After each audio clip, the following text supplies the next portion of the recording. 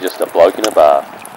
What is up, ladies and gentlemen? Welcome to another episode of Bloke in a Bar, Week 2 preview of the finals. I cannot wait. Brought to you by the best beer in the land.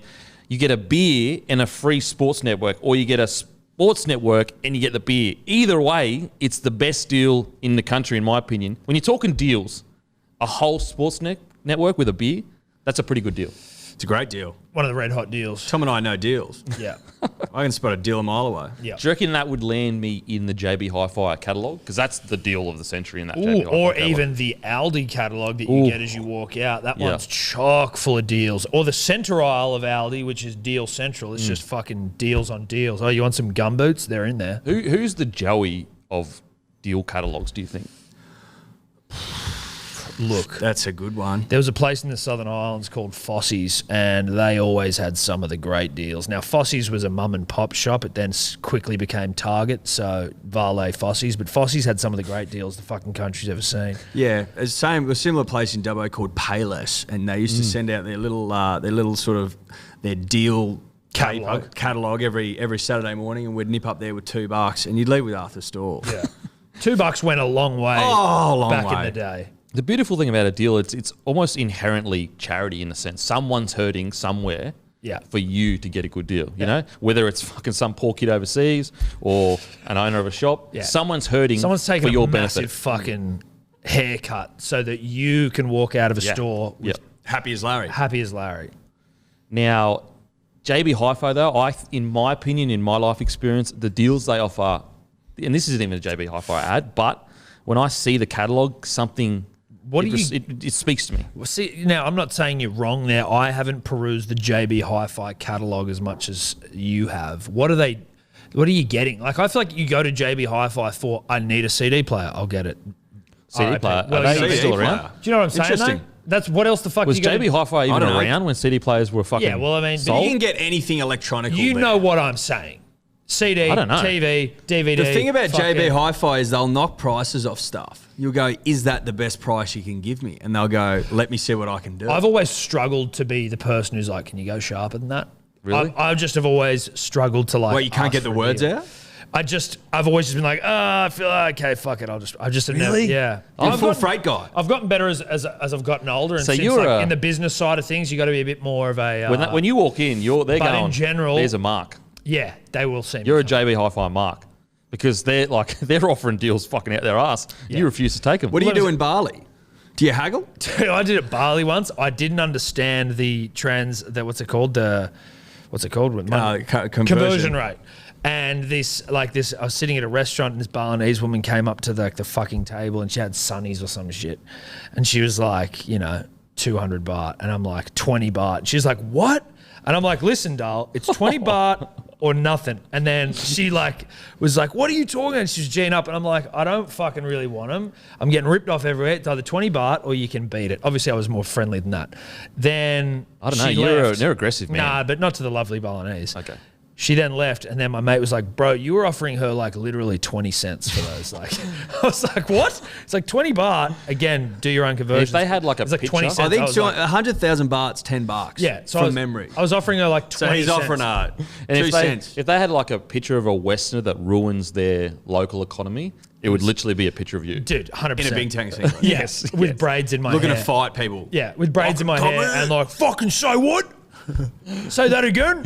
Like you can hear your loud Aussie accent over the crowd, and it's almost like vomiting away the good traditional people of the And land. I'm sitting on the beach with a fucking Yui boom blasting fucking electronic music.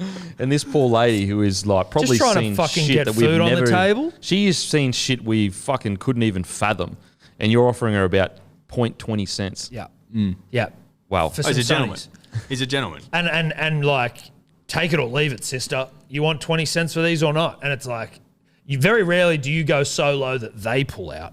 You know what I mean? She's like, nah, So you're working on two extremes. Either you say nothing and we're full freight, or you offer. Well, no, but Bali's different because when you go to Bali, I'm thinking, okay, this is sort of part of the culture. JB here. Hi-Fi is the Bali of Australia. Yeah, see, I didn't know that. Good to know. It is. Good to know. I'm how many happy. places you can haggle No. in this country? Yeah. And a good Haggle haggle, sometimes it's all about the haggle. Like it's not actually the purchasing or whatever you are purchasing. It's about the win, you know? Yeah. It's about the deal. Can you still pay cash at the good guys? I don't know. But that was a good deal too. You know what I the mean? cash deals. Going with cash? What, you get a sharper price? Yeah, pay cash, sharper price. They Now, always is- confuse me because they'd be like, pay cash. And I was like, so if I use debit card, is that considered cash? Yeah, like, you know what what I do mean? you Did want that me to do confuse me? Or do you mean actually physical Cold cash? hard No, they cash. want like Cold hard. Off the books. off the bush. Off the books sort of untraceable shit. stuff. Yeah. Non-sequential, unmarked fucking dollar bills. I'm surprised you didn't get a fight. Have you been in a fight in Bali before? I've never been in a fight, so don't worry. But except with the Ibis, which, you know, but no, I didn't get in a fight in Bali. I got fucking Bali belly within, like, on the way to the airport home, and I fucking was flying by myself, and I was basically shitting myself on the flight. It was like the worst experience I've ever had in my life. Yeah, I had Vietnam belly. That is a thing. Nam belly. Nam belly. Yeah. Oh my Yeah, God. it's rough. Fuck, me head nearly exploded from shitting so hard. Dude, but that's where I'm like, and again, Bali was lovely. Would I go back in a rush? No. And it's nothing against Bali, but I'm Sounds like, like you hate Bali. well, It's just- not a place for people with weak immune systems. yeah, That's true. If you're Yeah, gonna that like, is fucking if very you true. if I, to go somewhere where it's like shitting your pants is kind of like part of the experience. I you know what? I know I'm probably missing out on a lot of the good that's there, and it was a beautiful place, but like, no. It's kind of like you already experienced that pretty much every month. So why would you go away to experience Why would that? I You know go what mean? away to experience something more violent than what I already Do you get sit here? across from me like, in Australia, I got kids and I get sick like this all the time? Do you say that to the Bali people? No, because I didn't have kids at the time in Bali, but trust me, they would have known about it. They would have known that my immune system, You think this Bali belly's temperamental. bad? Wait till you have a fucking kid. Can we cool it with the fucking blatant attacks on me here? I'm trying to be very open and honest about my struggles in Bali. It was a tough time. I'd just been dumped. I told this on the Hello Sport podcast before. Yeah. And I got fucking Bali belly. I don't want to go back and shit myself in another country if I can avoid it. I've been to a few countries and only Bali is a place where I shit myself to the point where I was like, I need help. You need, yeah, well. I had to get help through the airport and then to the plane. Poor little immunocompromised kid with fucking Bali belly. You are like, honestly, of a picturesque Westerner. Did they white put you in a Westerner. wheelchair? No, thankfully. Well, I would have liked one. Shit running down your leg as you fucking wheel through Denpasar. There's a trail of shit. No. So, deal of the century, bloke in a bar. Yeah. Deal of the century. I'm not sure if you can haggle at the following stores, so please don't say bloke in a bar sent you to haggle. Pay Give for it a what? crack, though. No, don't give it a crack. Don't go. Pay Think whatever they say to pay. You can't haggle here. So we've got Coon. We've got Coonamble Bottle Shop. Got to read this. Coonamble. Is that how you say it? Canamble, mate. Canamble. Oh, Canamble. That's right. This is, Bottle I'm Shop. starting to Whereabouts is enjoy that? these. This is in Canamble. Canamble. South It's near Wales. Dubbo. Yeah. Is it really? Mm-hmm. Canamble. Country boy, mate. You should know. Man, that. I feel like I've always struggled with names, whether it be a person's name or a place. There was actually a comment the other week that was like, my biggest joy is watching you fucking butcher every single store. Dude, that's 100%. I do enjoy that as well. It's Shout tough. out to- it was I don't know probably me what it leaving is that because like comment. I can talk, No, you can talk. but I Can't mean, read. You can't read. I That's can't fine. read. Maybe you are from the country. Well, I am. Norfolk Island Or Liquor. you were homeschooled. It's Steiner School. Norfolk Island Liquor Bond and RSL. Liquor Emporium, Marrickville Metro. Steve's Liquor, all stores in Victoria. Wow. Hidden Valley Tavern, Northern Territory. Camperdown, Cellars, Darlinghurst. Gundi. Is that how you say it? Gundi? Gundi. Gundi? Gundi. Fucking hell. Gundi. That's how it's spelled though. Goon. Dude, Is that not how it's spelled? you've done well. Yeah, but it's not Goondawindi. Yeah. It's Gundawindi. Gundawindi. Okay. Well, that's just Gundawindi. Gundi. But I is mean, Yeah, same yeah, thing. yeah. Right, Okay. yeah. Gundi Hotel, Innisfail. Liquor Barns, Melville, Barons. Perth. Barons. Oh, fucking hell. Bartlett's Tavern, Rockhampton. Liquor Legends, Hawker, Canberra. Saltwater Creek, Helensvale, Gold Coast. Celebration Superstore, Narangba. That right? That one's Narangba. Narangba. I think Narangba. I think Because that like was all right. the reason why I said Narang is because like there is a Narang, but it's spelled with an E.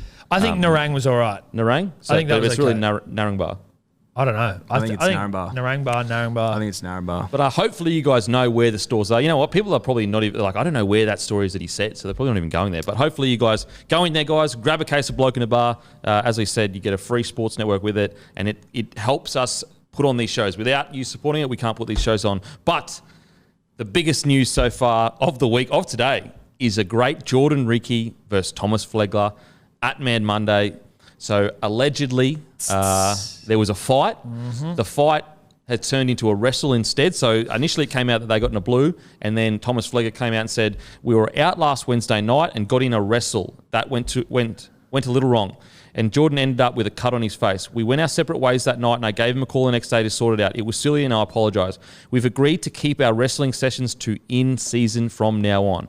Ricky came out and said, Tom reached out to me the next day, and we spoke about what happened, and we are absolutely sweet. I appreciated him being upfront and getting in contact, and we're both now looking forward to a bit of a break. Thoughts? They seem like they're trying to pretend like it wasn't a legit fight, but it clearly was. Well, if it was a wrestle that got out of hand, one of them doesn't need to apologise to the other. No. And do you know what I mean? Do they both need everyone's wrestled on the piss, and sometimes it gets a bit heated. And you might accidentally bang a head and you're, oh shit, sorry dude, you all right? But it sounds to me like that it may have happened that way, and then it escalated and Flegler's cracked him. So it is a wool pull. It's a fucking wool fucking pull. Fucking oath it's a wool pull. If you just break down some you of don't the trust language the beautiful here. Bronco club to tell the truth. Mate, if at someone all. has a wrestle that gets a bit out of hand, like if me and Tom had a wrestle on the rum, We've done that. We have. fucking oath we have. We didn't call each other the next day. Well, I didn't call you, being like, geez, so sorry. Well, we lived together, so it probably was easier. But I know. But if I'd hit ya, we would have had problems. You would have had to have apologized. I would have Hang on had a to sec. apologise. So let me just get this straight. Let me get this real fucking straight. Straighten it out. Because I'm fucking confused. Okay. You believe Tom Trbojevic slipped in the shower and did his hammy. Tom's But told us you that don't personally. believe Brisbane Broncos got in a wrestle and maybe clashed heads and then said sorry the next day. Tom, let's first set out one thing. Tom Trbojevic is unimpeachable. He doesn't know how to lie. Have you an met him? upstanding moral citizen. He fined himself. No football player has ever done that in the history of the game. He was like, you know what, I'm just embarrassed. Guilty conscience? No, because he's just Because class. if I'm slipping in a shower, I'm not finding myself. Have you slipped in the shower before? I have actually. Yeah. So have I. There you go. So have I. Yeah, I my mate wouldn't find Have you myself. slipped in the shower? My Yeah, mate we've all dislocated, slipped I'm not finding myself, his though. knee slipping. T-Mate dislocated his But knee I'm not slipping in finding the shower myself the though other day. then. I'm like, I've slipped in the shower. You know But what I that's mean? because you don't have the, you're not an upstanding moral citizen like Tommy Turbo. But Tom knows that he's brought the spotlight onto the club, and he's brought the club into disrepute in some way. Look, it's unfair, but it's what happened. And he's just like, I've got to hold myself accountable. I should have been a non-slip mat in the shower. That's it. You know And a what I better mean? role model for the rest of the team because, you know, he's got to set the He's standard. got to set the standard. All I'm saying is, reading between the lines that you have provided us, But look at this. why is he apologising? We went our separate ways. Like it was like you had to be separated. And now they're looking for a bit of a break from each other, which yeah. you've cut out. Yeah. Yeah. Look, I appreciated him being upfront and getting in contact with me. That's like, that's apology shit. can I be really honest? Like really honest? That's good news to me. If my team isn't getting in fights on the drink, I don't want it. Well, Mate, I've got nothing wrong. I've got no nothing issue wrong with with it. It's just that they're trying to wool pull here, and that is what I we have mean, a problem look, with. if you're allowed a wool pull at the Manly Seagulls, we're allowed a wool pull here. We did not have a wool pull. I'd Plus- respect them more if they came out and said, yeah, we threw a couple. Yeah, we threw a couple. We'd had 700 rums. It was the off season. We had a So shit season. you have no grace to go, you know what? If we wool pull, we're going to allow the We Broncos to wool didn't pull. wool pull. You guys clearly wool pulled. Tommy's never wavered. These guys, obviously younger fellas as well, they aren't obviously media trained well enough. They should have. They've given away everything in the subtext of what they're saying. Maybe he wrestled him and fucking picked him up, put his on his head. That's what I'm saying sorry wrestling is just a nice way of saying it was a full-blown stink, right? They're just trying to make it seem less hectic than it was. But from our sources in Queensland, it was fucking... It was Wild. like a WWF no-holds-barred Fight club. hardcore match. for. Fight Club. Yeah. And there's nothing wrong with that. No, we've Not got- in the off season. That's absolutely fine. That's play on. All and we're it's saying also, I think we mark it on the fucking calendar, whatever the date is, first off-season scandal. it would have been Tom. Oh, you call it the 13th, Monday the 13th. And that's how long have we been into the off-season for? That's like 7 days? Mad Monday, yes. It's taken 7 days. it's a week in. I mean, Week you could now. even, well, it was on Wednesday, so it's actually less when it actually When happened. it actually happened, you were 2 days in. Is that a record for Oh, I wouldn't scandal? say. No, fuck no. That Like wouldn't be a record. in off-season? Surely not. As if there hasn't been something happen like, Straight away. Straight off What, the the Bulldogs bat. Mad Well, the Monday, Bulldogs was on Monday. yeah, that was on. They were all throwing So this up is in 2 the days city later. and shit. Oh, so this was on a Wednesday. Yeah. Right. They're all like passed out outside the pubs and shit in the city. All And booting they had, on the didn't they streets. have that Windows like papered up and shit? I think they did, but then they're on a balcony and like swinging cocks around. Yeah, their willies out in the rocks. Look, that was on Monday. I think it might have been a Tuesday. I think it's a great sign for the club. I think, look, sometimes you got to get your big alpha dogs, you get your hogs out, and you show what you're working with. Who wins that fight, do you reckon? Flegler. Right. Flegler. Look, Jordan Ricky's too pretty to be getting into shit like that. Right. You know what I mean? He's a pretty man. We don't want. He's our poster child. Yeah. Flegler, we want him getting down and dirty. I like the fact that Ricky clearly didn't back down. You need two big swinging dicks to fight each other every now and then. That's what is footy's made on, built on. Pressure valve just being released at the end of the year. I mean, put it this way. I think it was Chad Townsend was saying that the year that they won the comp was the year they had the most fights. Corey Parker tried to fight me multiple times. Did he? Yeah, and it happens. Of course, Corey picked a winger. I didn't fucking do anything. It's Corey Parker. Why did he pick a winger? No, well, you're on the drink. Like, you know. Oh, and what did he say to you? Yeah. No, I didn't even remember. It was just like I was dressed as Robin Hood. He was dressed as He-Man. Of course. And he just shirted me. Yeah. And did he punch you? No, he just fucking pushed me and grabbed me by the front of the shirt. I must have been being lippy. I don't even remember. And then it was sweet. We just kept drinking. Corey Parker of middle third mentioned every 2 seconds in the commentary phone. You need, mate, these are fucking big dogs. All together. You want them fucking ripping and tearing. Are you saying I would fit in a rugby league context because I'm fucking hitting the pads? Yeah, I mean, I think that you're actually... Would they respect a man that can't beat an ibis? Surely not. Surely I think they would have appreciated the fact that you tried to fight the ibis. Yeah, you can't control your emotions, which is something that rugby league players have a tendency not to be able to control their emotions. But I think it's, you know what? This happens... What the biggest concern, in all seriousness, the biggest concern is how the fuck did the media find out about this? And it makes me worried that, like, are they trying to move on Flegler or Ricky? Like, you know what I mean? It's getting leaked that they did that, so that's one strike. You do another, you know what I mean? It's a public strike. If you had to take a wild guess at how that got out, fuck, I honestly don't know. Maybe, you know, the boys were all there, or there was someone. I don't know where it was. Did they say where it was? Did it say where it was, Matt? Maybe like if it was at the pub, there'd be footage, right? Yeah, absolutely. Oh, so surely. it's at someone's house. We can only hope it was at the pub because I'd love to see the footage, but you'd assume that it wasn't. Oh, the footage otherwise it'd already now. be out. Yeah. And so that the biggest concern is them getting in, them wrestling, not fighting, wrestling, and it getting out to the public. Like, how does that happen? You know, maybe the boys talk, and then someone just mentions something to a manager, and you know how many things it's got to go through to get through to the fucking media. It said that they were out last Wednesday night, so maybe it was out and no one filmed somewhere. it. Maybe, and the Broncos have fucking done a wall pull and taken the tape. And one time I nearly got in a fight. Well, I did get in a fight at the Normby Hotel. You're having a go at me. Mate, well, I'm the actual footy player, though. You're a civilian that shouldn't be fighting random people. So I have an excuse to get in violent brawls. Okay. What's a violent brawl? So this dude, he said something like fucked to the women, and I was like, what the fuck, bro? Anyway, we nearly got in a fight, just to push and shove, you know how it happens in a club. And basically, we got separated, got kicked out, and then I got a call from the owner, Normby. I've told this on the podcast before, but I got a call from the owner saying, hey, mate, can you come down to the Normby Hotel? And I was like, fuck me. So I went down there, walked into his office, and he like played me the clip of it. And then he just goes, see this? Boom, press delete, deleted the clip. He said, mate, got nothing to worry about, don't worry about it. And yeah, Dude, and that was it. The fucking stash that motherfucker would have of tapes. He's writing a book, I think. Is he? Yeah. Hectic. I would love that. Is he? And it's like this, like, Dude, honestly, the lost tapes to the Normanby Hotel, there would be some absolutely piggish shit. Oh my God. honestly, the Normby Hotel has seen some dark, dark things. Absolutely disgusting The things. lost tapes, bro. Dude. That's Headley Thomas cunt blockbuster should do a TV. podcast on He that. should. He Matt just should. reacting to the lost tapes. But yeah, so the biggest concern is how did this get out? Like, that doesn't happen. Club in turmoil. I'm in turmoil.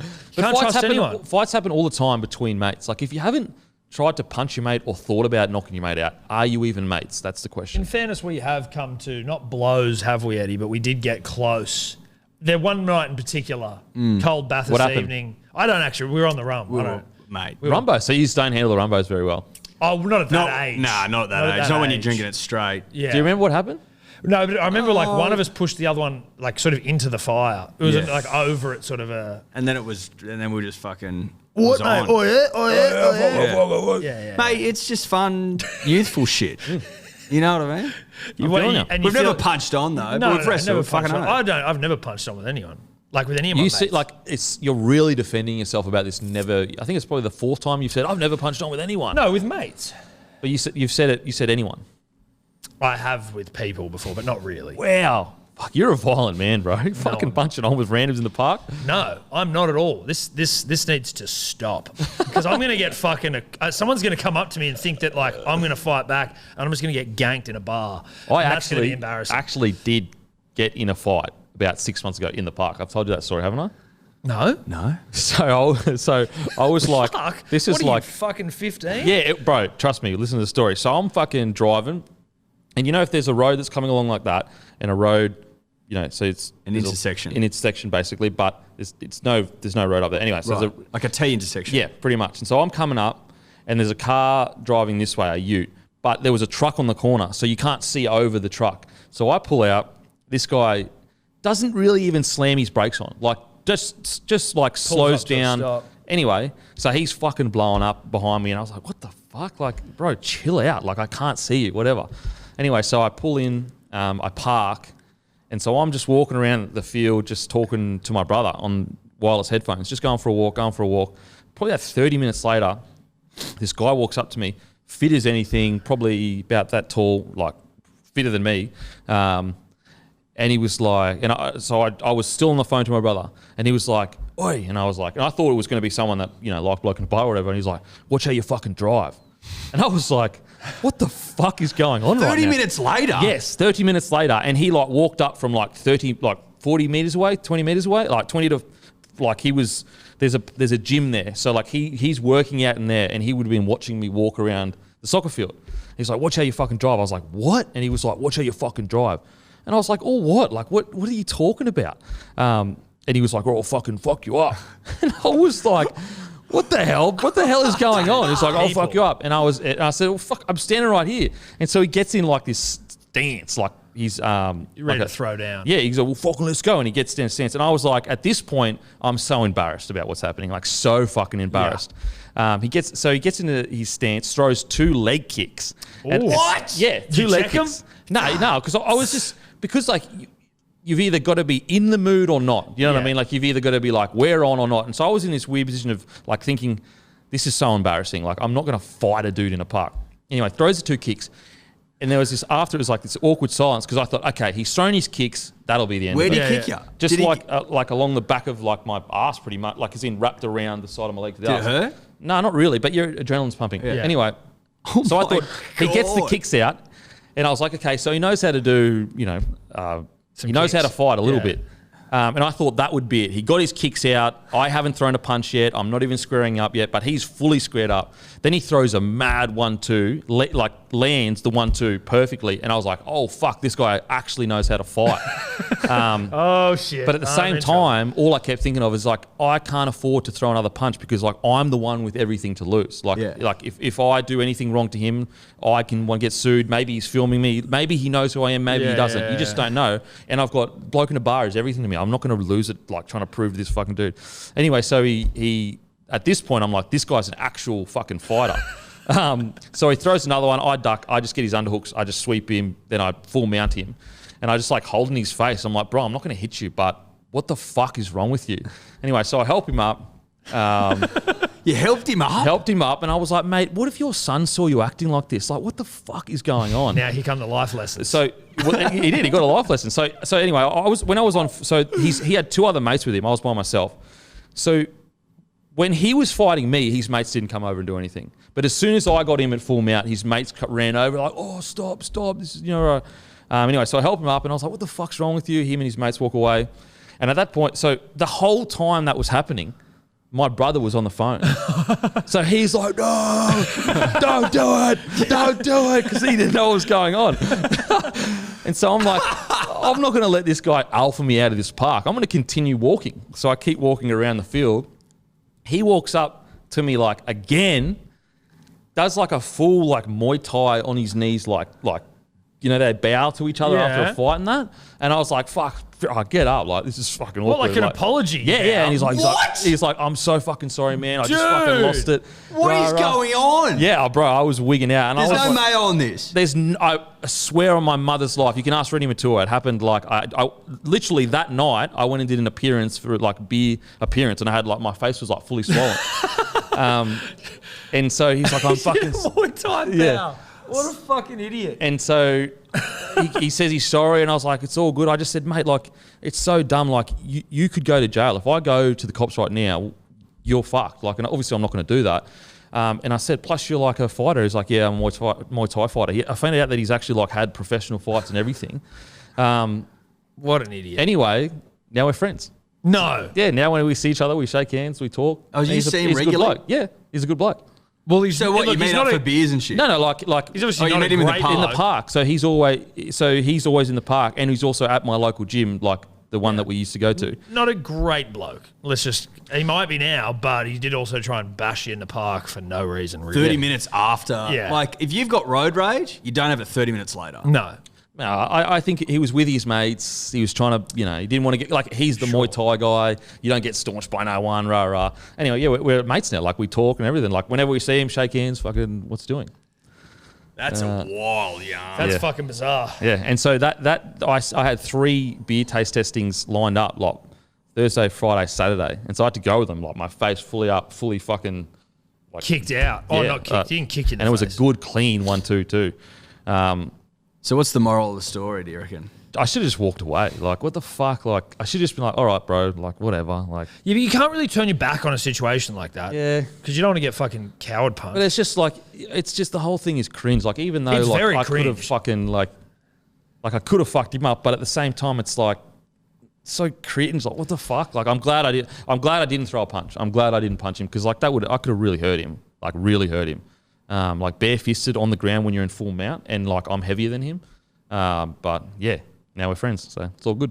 There you go. Live and learn. There you go. Live and learn. So it sounds like he's a bit of a fighter. He's talking about fucking that guy up. No. I'm just saying. He's saying, I would have fucked that guy up. He's saying, I got full mount, I'd break his Obviously, fucking jaw, I get the cops involved. He thinks he's going to go to prison. I'm here fighting birds. I'm hardly the aggressor. And guys with spaces, which I think everyone subconsciously wants to do. But I think like he's already a fighter, so like fighting for him isn't crazy. Do you know what I mean? Like, if you're... It's in his world. Yeah, He he's lives had and breathes professional fighting. So like I can understand why, like, if someone isn't going to back down to you and you already But you fight... weren't backing down. You were walking in the fucking park. He's come up half an but hour I was later. still standing there going like, bro, I'm standing right here. Like, fuck, if you're going to do something. Let's dance, baby. But yeah, so and then it was all good after that. I'd love to see that whole fucking thing animated. It was And crazy because to like him there's coming people... back and be like, forgive me. I'd like to see the whole thing as it as happened. it happened. yeah, that'd well, be there were nice. people like sitting like, like women having picnics. There was an older guy there that like came up to me after. He was like, "Man, good on you for like keeping your cool." Rah, rah. And I was like, "Bro, it was just fucking wild. It was bizarre." I went home and like to the missus, I was like, "I just got in a fight in the park." Yeah, that's... It was so embarrassing. Not another one. Mate, it was so embarrassing. Fuck, it was embarrassing. But at the same time, You could have fucked him up. no, like not even like it's not even about that. Like it's not even like Nah, he can fight. He's a professional fighter. But like, But you're saying you could beat a professional fighter then? no, not saying That's that at all. kind of what I'm hearing. No, I used to be a footy player, so obviously You've got some strength. I can wrestle. Yeah. Okay. What would be your, like, if you were in the UFC video game, what would be your strength? Oh fuck, I don't know. I actually train boxing, so I can box. But Okay, so you can... Wrestle to ground and pound, sounds like. Yeah, that's what it does sound. Yeah. but it Full mount into fucking boom. yeah. It was wild, bro. But as I said, we're like genuine. Like if I see him now, like if I saw him in a pub, we'd have a beer together and we'd chill out. It was all good. That's how it should be. But he could at any point start trying to fight people around you. Yeah. And you're like, oh, Nah, okay, he's not- this is what's- a nice guy, he's not- except when he's doing this. I know. I genuinely believe it was more just because he's a fighter, and like I could have diffused the situation by being like, all right, bro, sweet, whatever, and kept walking. Because his ego got tested by me saying like, I'm not going to back down. That's the concern, is that if you're a fighter and you don't have your ego in check, Well, that you're you- just going to start punching cunts in the No, street. but okay, to be fair, like you aren't a fighter and you wanted to fight Spacer Guy. I'm not I even didn't being want to fight funny. Spacer guy. He came up and started. He came up to me. I didn't even approach him. He had spaces. That obviously immediately pinged my fucking antennae. But no, he called me a cunt because I was fucking. I don't even know why he called me a cunt. But I mean, we literally spoke about it. And you I was standing in front of the screen. Yeah, but I was again in the embarrassing stakes. The last thing that I am going to be is the cunt at the pub at a UFC event. And it's like on 9 News. Wild brawl at the Beach Road in Bondi after a Conor McGregor fight or something. You see me getting the shit kicked out of me on the side of the road. But he was just being rude. And I was like, what the fuck, dude? And what's going on with your ears? But I didn't want to fight him. What was weird though, after is like, I explained, I was like, bro, I couldn't see it because the like truck was there. And when you like say that out loud, it's like, that's what we fought over. You know what I mean? And that's the thing that happened with Spaces where he's like, I go, why'd you call me a cunt? And he goes, because you told me to get fucked. I go, no, I didn't. And he's like, oh, sorry. I'm like, the fuck's going on? But I swear to God, like, I actually think he's a decent dude and I would have a beer with him, 100%. Sure. I literally helped him up. Like, I don't have a hate towards him. I would like, never be Spaces. Hate. I understand why his ego would take control. I understand it. I empathise with him. Yeah. Well, I'm glad you've smoothed things over. Yeah. That's lovely. It's all good. Now, on to another great fight that happened recently. The great Conor McGregor versus Machine Gun Kelly. What a fall from grace. Oh, my God. He's denying that it was because he tried to get a photo with him and he said no. Like, so that's what you and I heard. That was the reported fucking... What could it possibly... I don't care what it is. What could it possibly be? Like, what do you have to prove to Machine Gun Kelly? Just walk away, bro. You know what I mean? Yeah. Like, why are you trying to fight a pop star when you are one of the greatest fighters that have fought in the UFC, or at least easily the biggest? Do you know where's the ego? Well, you want to talk about egos? Fuck me. Holy he's got one. Yeah, he's got one. And then he's making out going, "Oh, why would I fight that bloke?" Blah blah blah. I don't even know who when he he is. threw a punch. Literally threw a punch, and it was So either it's all for show because the camera's on you, and you're throwing drinks and you're throwing punches you know won't land because obviously he knows that he's too far away. Or he's just fucking off his head on the gear. Was I the only one watching it just worried about his leg? I'm like, geez, you're moving around a bit much with a fucking recovering Mate, broken I leg. just Like, I just imagine that thing's going.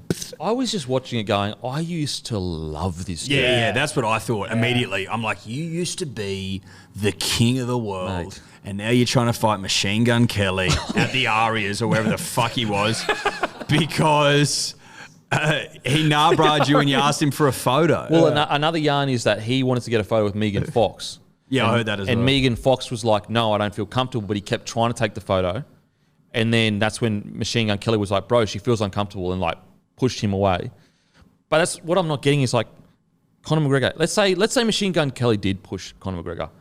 What do you got to prove? Like, if you walk away from that situation, no one's going to sit there and go, what a bitch, man. You know what I mean? What have you got to prove in that situation? Yeah. Well, you don't take no shit. Mate, honestly. And maybe there's some young people that listen to this, like 16-year-olds and that. Masculinity isn't about being emotionless. It's about controlling your emotions. Yes. And for a guy that is so fucking good in the ring, for his inability to control his emotions out of the ring, it's shocking. Like, actually shocking. Well, it's not the first time. Yeah, that's what I mean. He punched on with some old bloke at the pub and then bought the pub and won't let him go back there to drink. I know, that's bizarre. It's so petty. That's as petty as it gets. Fuck? Is there not a line that we can draw between Conor McGregor's behaviour here, though, and you're now best friend of Muay Thai kickboxer fame, like not being able to control their emotions in public? Yeah, but he I'm not Machine Gun Kelly, and he's not. You're the Machine Gun Kelly of Australia, though.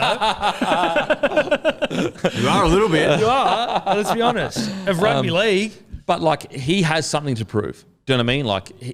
Like him reacting like that isn't a good thing. I'm not saying it's a good thing. It's a bad thing. But he's a nobody. But he has something to prove. Like if he walks away from me to his friends, they might think, "Oh, what a bitch! He just walked away from Machine Gun Kelly." But maybe that's the mentality of a fighter. Because that's probably Conor probably still feels that way. And again, I'm not do you grow up? I'm not like defending it, but it just in terms of trying to. And it represents. There's a shitload of fighters that wouldn't react that way. Correct, there is absolutely. You're right, but that's so then that says more about the man, then, doesn't it? The same way it says something about the fucking Muay Thai kickboxer.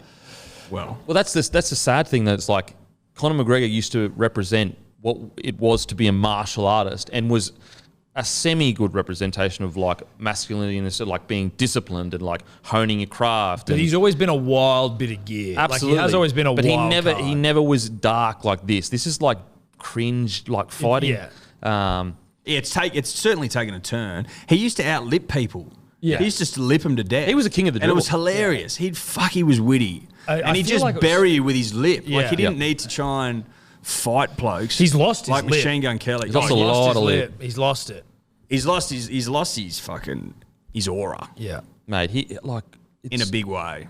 It's just bizarre. I can't believe how much I used to love him, because I was always of the mind like, yes, some of the shit he says is disrespectful, but it's an act. Yes. You know, you take it as a whole. yeah, it's an act. Some of it's. But then when he finishes his fights, even like he lost to Nate Diaz, he turned into like he was always respectful. He was really good, and you could respect that because that showed like the ego wasn't so big then, where he couldn't accept that he was bested by a better man. Whereas now he has none of that. Like he has none of that humbleness or respect, and he represents MMA so poorly. Like, think about how bad that looks to the wider world that this MMA fighter can. Like, it's not even where you're sitting there going, oh, Conor McGregor, what a badass. He's just a badass. Like, it's just pure cringe.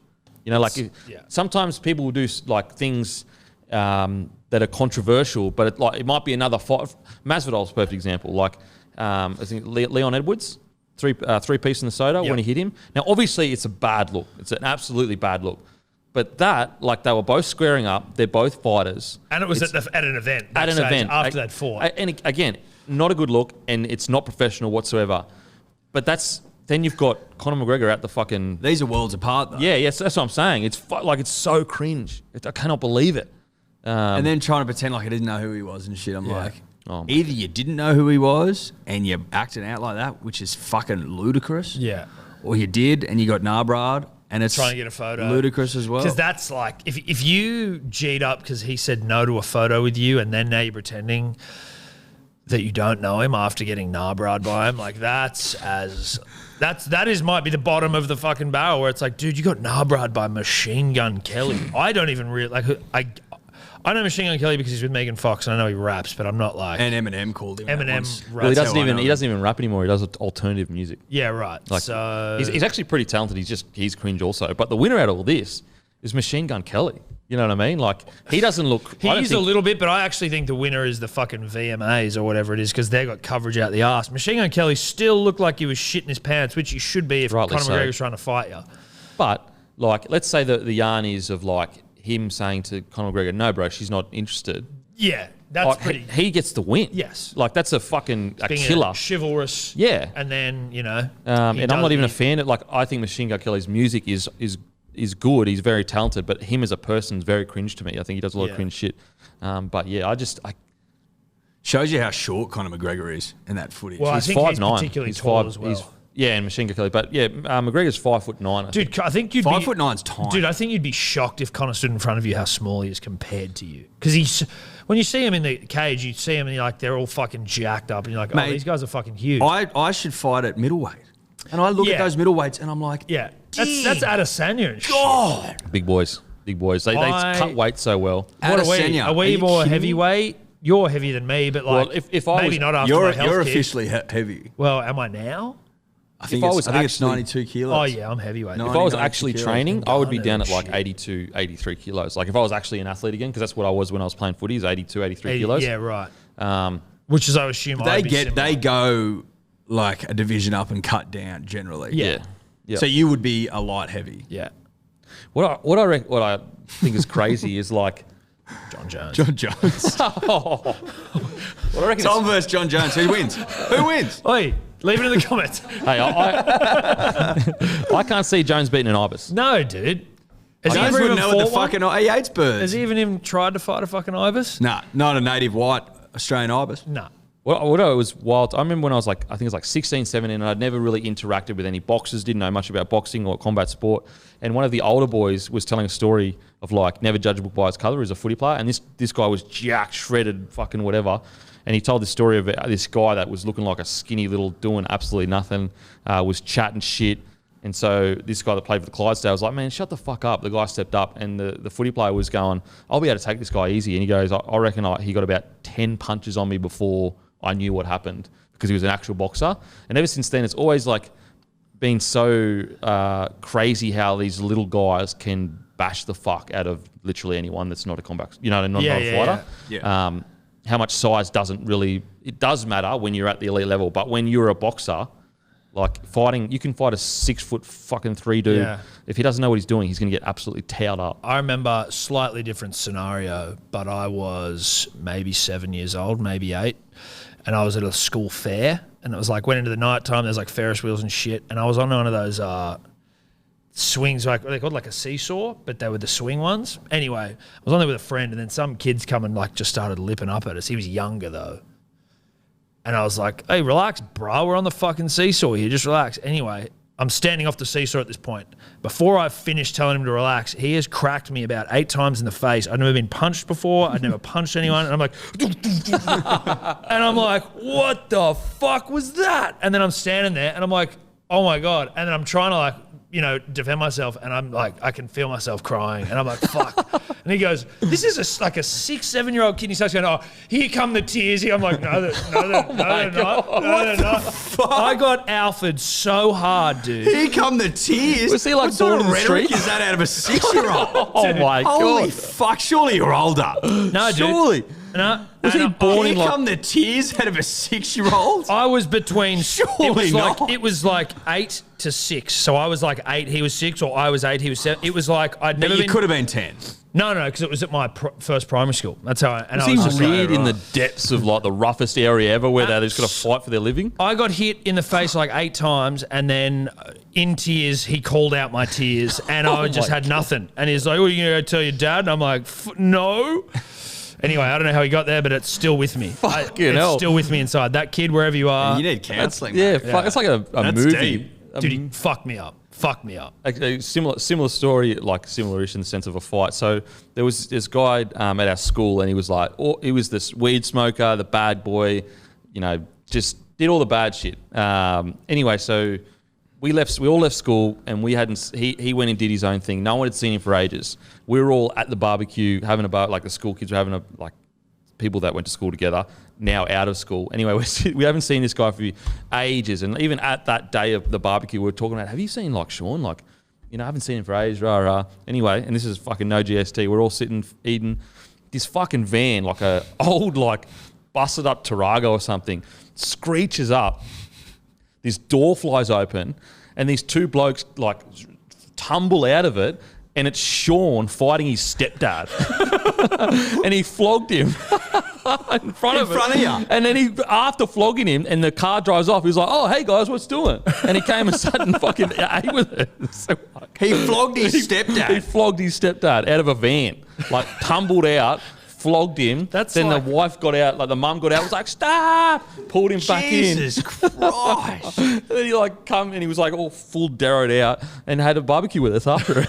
It was fucking wild. Well, I was down at Broadbeach. It's fucking wild. Biffs, dude. Man, you love fighting, bro. Chill out. Listen, you're the one that said that you would beat the fuck out of a professional fighter. Oh, give me a break. You're like, he was lucky. I could have fucking bashed the shit out of him and lost it all. Mate, I ever seen I singing got on the fucked pads? up by a 6-year-old, dude. What are you talking about? Now, segment 2, finals week 1, accountability. Tough week for you boys, tough week. Manly Not versus really. Storm, 40. Why was it tough? Because she's got tailed up. I mean, fuck. We've all heard of fucking upset wins, shock losses, a boil over. Okay, now. You want that other side of the draw, baby? Yeah. Manly versus Storm, 40-12. Tom's prediction was Manly 24, Storm 8 with Turbo man of the match. Not far off. Eddie was Manly 28, Storm 12 with DCE mom. Bit closer. And Bit me, closer. mine was Storm 24, Manly 18 with Hughes man of the match. I think I definitely got the closest to the. I mean, you got the closest, but But it's you like, didn't- but you didn't get it right, fucking- though. No, you didn't get it right. Hughes was. Are we handing out participation Yeah. awards now? The way accountability Yeah, I think works, so. Denon, is you own your wins, you own your losses, and that for you win no money on that bet. But I got it right that Storm beat Manly. Right, but that's So that's a win. That's a win. That's correct. That's accountable correct. No. No, we were asked to predict the exact score and parlay that into a man of the match. Yeah. which would have paid huge, but you didn't get it. No. You had 24-18. The You're score coming was to the kings 40 of to 12. accountability here, and we tell you right now that you did not get up there. If you'd said to us, righto, boys, who wins? And that was it. I'd allow it. You would have got up. But you didn't. You said, I need correct score, and I need you to parlay that into a man of the match. If we're like we're playing golf, Yep. and you hit it 5 meters, you hit it 10 meters, and then I hit close to the hole, who's closer to the goal? Me or you? If the goal's a par and you double bogey it and we triple it, you didn't get a par. But I'm closer to the answer. I'm closer to the goal. So I think I win this one. But you didn't It's a outline that at the competition. start. You didn't say. No, this is some horse You shit. said, let's try and predict the score.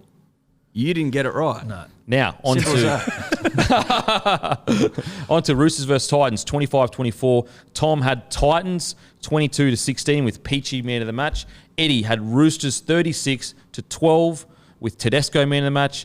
Denon had Roosters 36, Titans 24 with Radley man of the match. Did Radley get man of the match? I think he did, didn't he? Well, I think Tedesco got it. For me, he was man of the match. So then because I got closest to the final score, do I win? No. Okay. So that's another win for me. It's 2 from 2. No, sure. Okay. 2 from 2. I would Thank say you. no. That's also, but doesn't Eddie get one because he picked Roosters?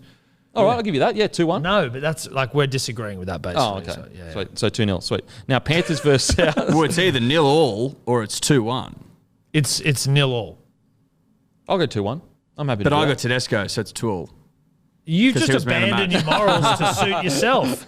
You fucking leave me in the trenches here. This is some bullshit. Mate, get better at picking scores. Fuck me dead. Don't blame us for your shit picks. No. You just fucking Panthers leave v me Souths. out. We all got this wrong.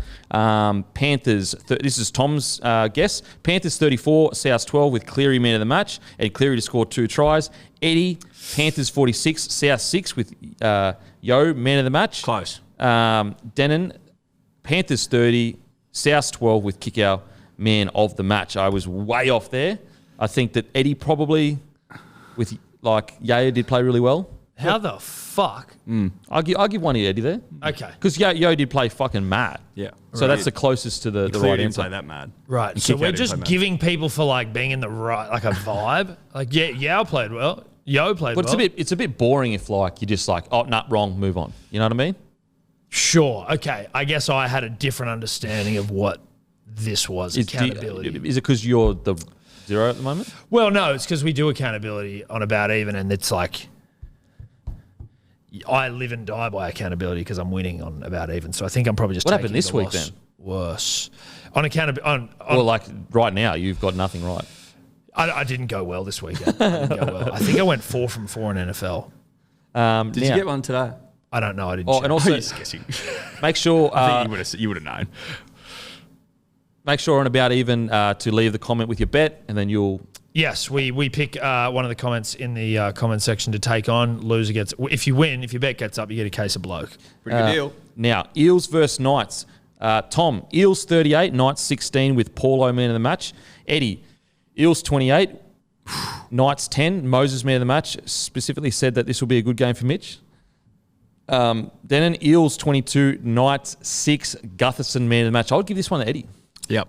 I'll take another one. So Yeah. across the round, I'm best. Yep, I think so. Wow. Well, I mean, you've abandoned your morals. You've abandoned your fucking your beliefs. We know who didn't win, that's for sure. It wasn't me. This guy over here. No, I didn't. Wearing a nice I'm maroon fucking shirt. cut up about it. Well, it's Manly Maroon. Obviously, I'm flying my colours. Now, before we move on to the next one, we'll do a prediction, accountability prediction again for next week. We have, obviously, the Manly Sea Eagles playing the Roosters. Correct. And then we have the Panthers playing the Eels. I am going to go. We'll do yours first. Manly 13 plus. Or I need a score.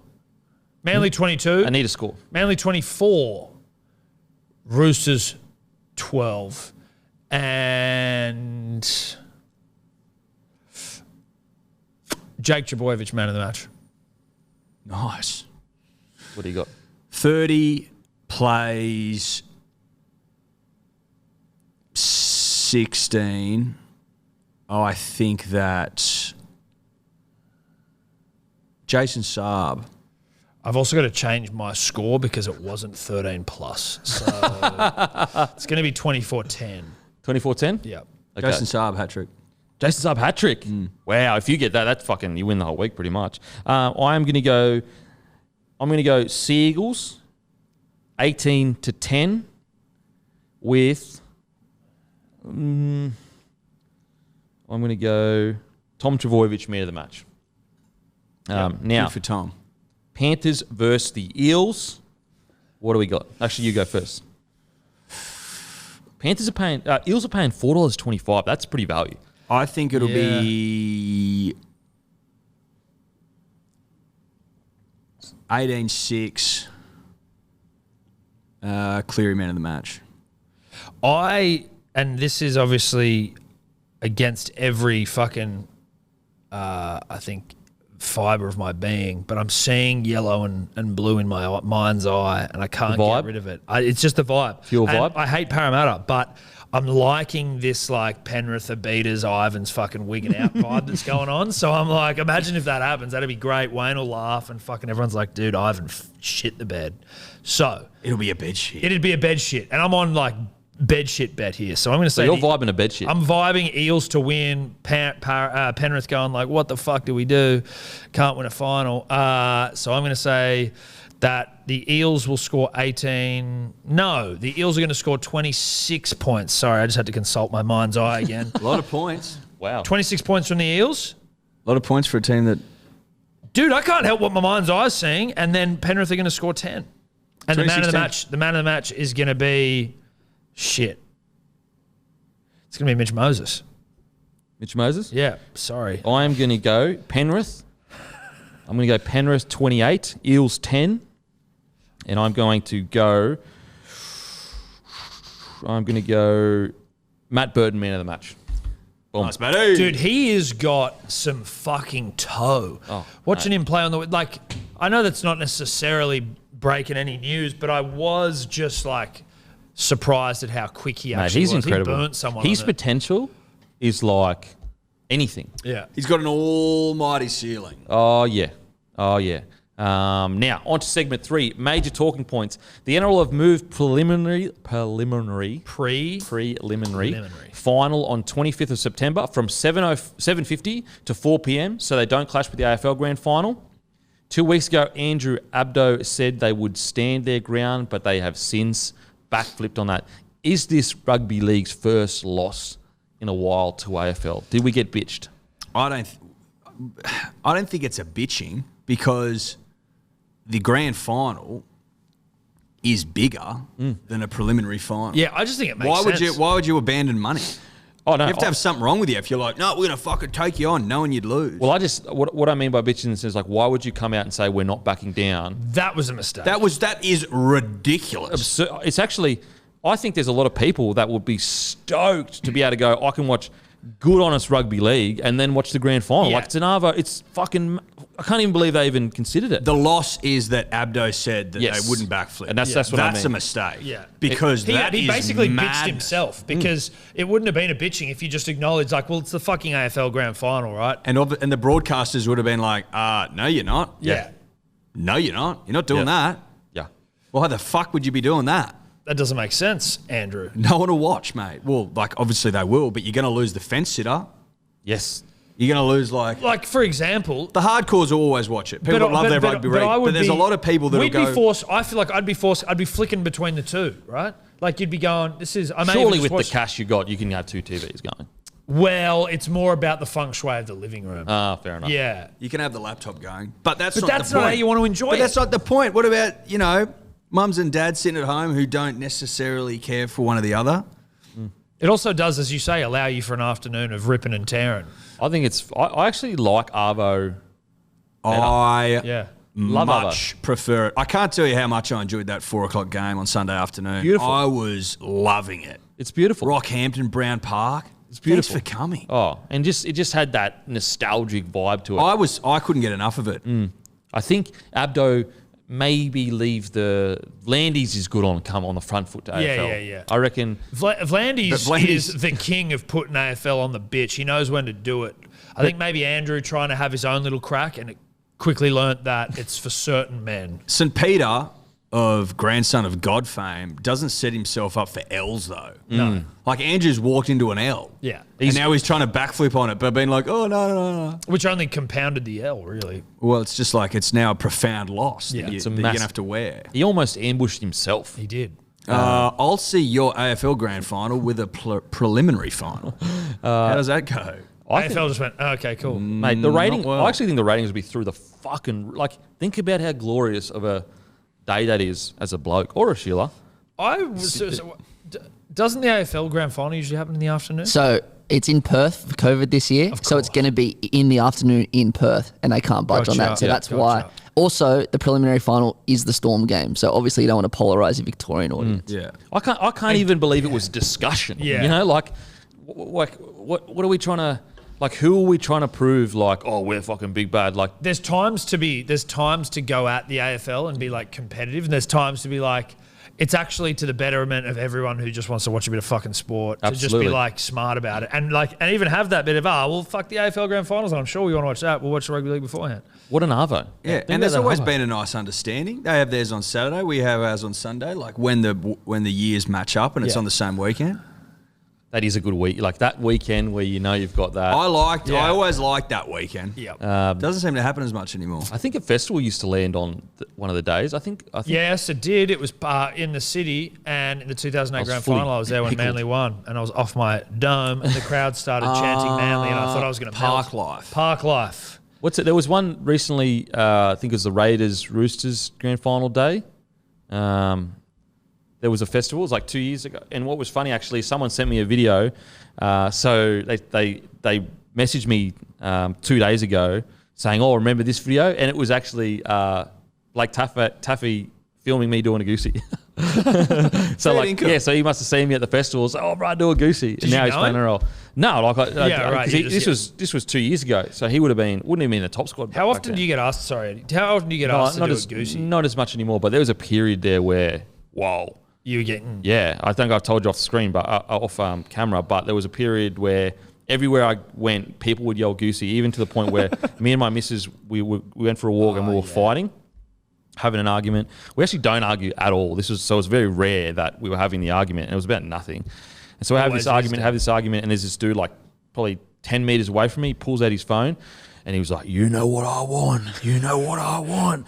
And I was like, we're literally in the middle of an argument, and I was like, "Fuck, all right." So I did a goosey for him, and he's like, "Yeah, that's it. And then he kept walking. Was that his voice? Literally, he was like, "You know what I want? You know what I want?" And then that actually helped the fight. We stopped fighting. So he actually helped us. There you go. That's cool. That's a positive end love to the that. story. Now, on to Buzz Rothfield is reporting that the Tigers are circling Cameron Ciraldo to be their next coach. Ciraldo was contacted and said he won't be commenting on anything until the season has finished.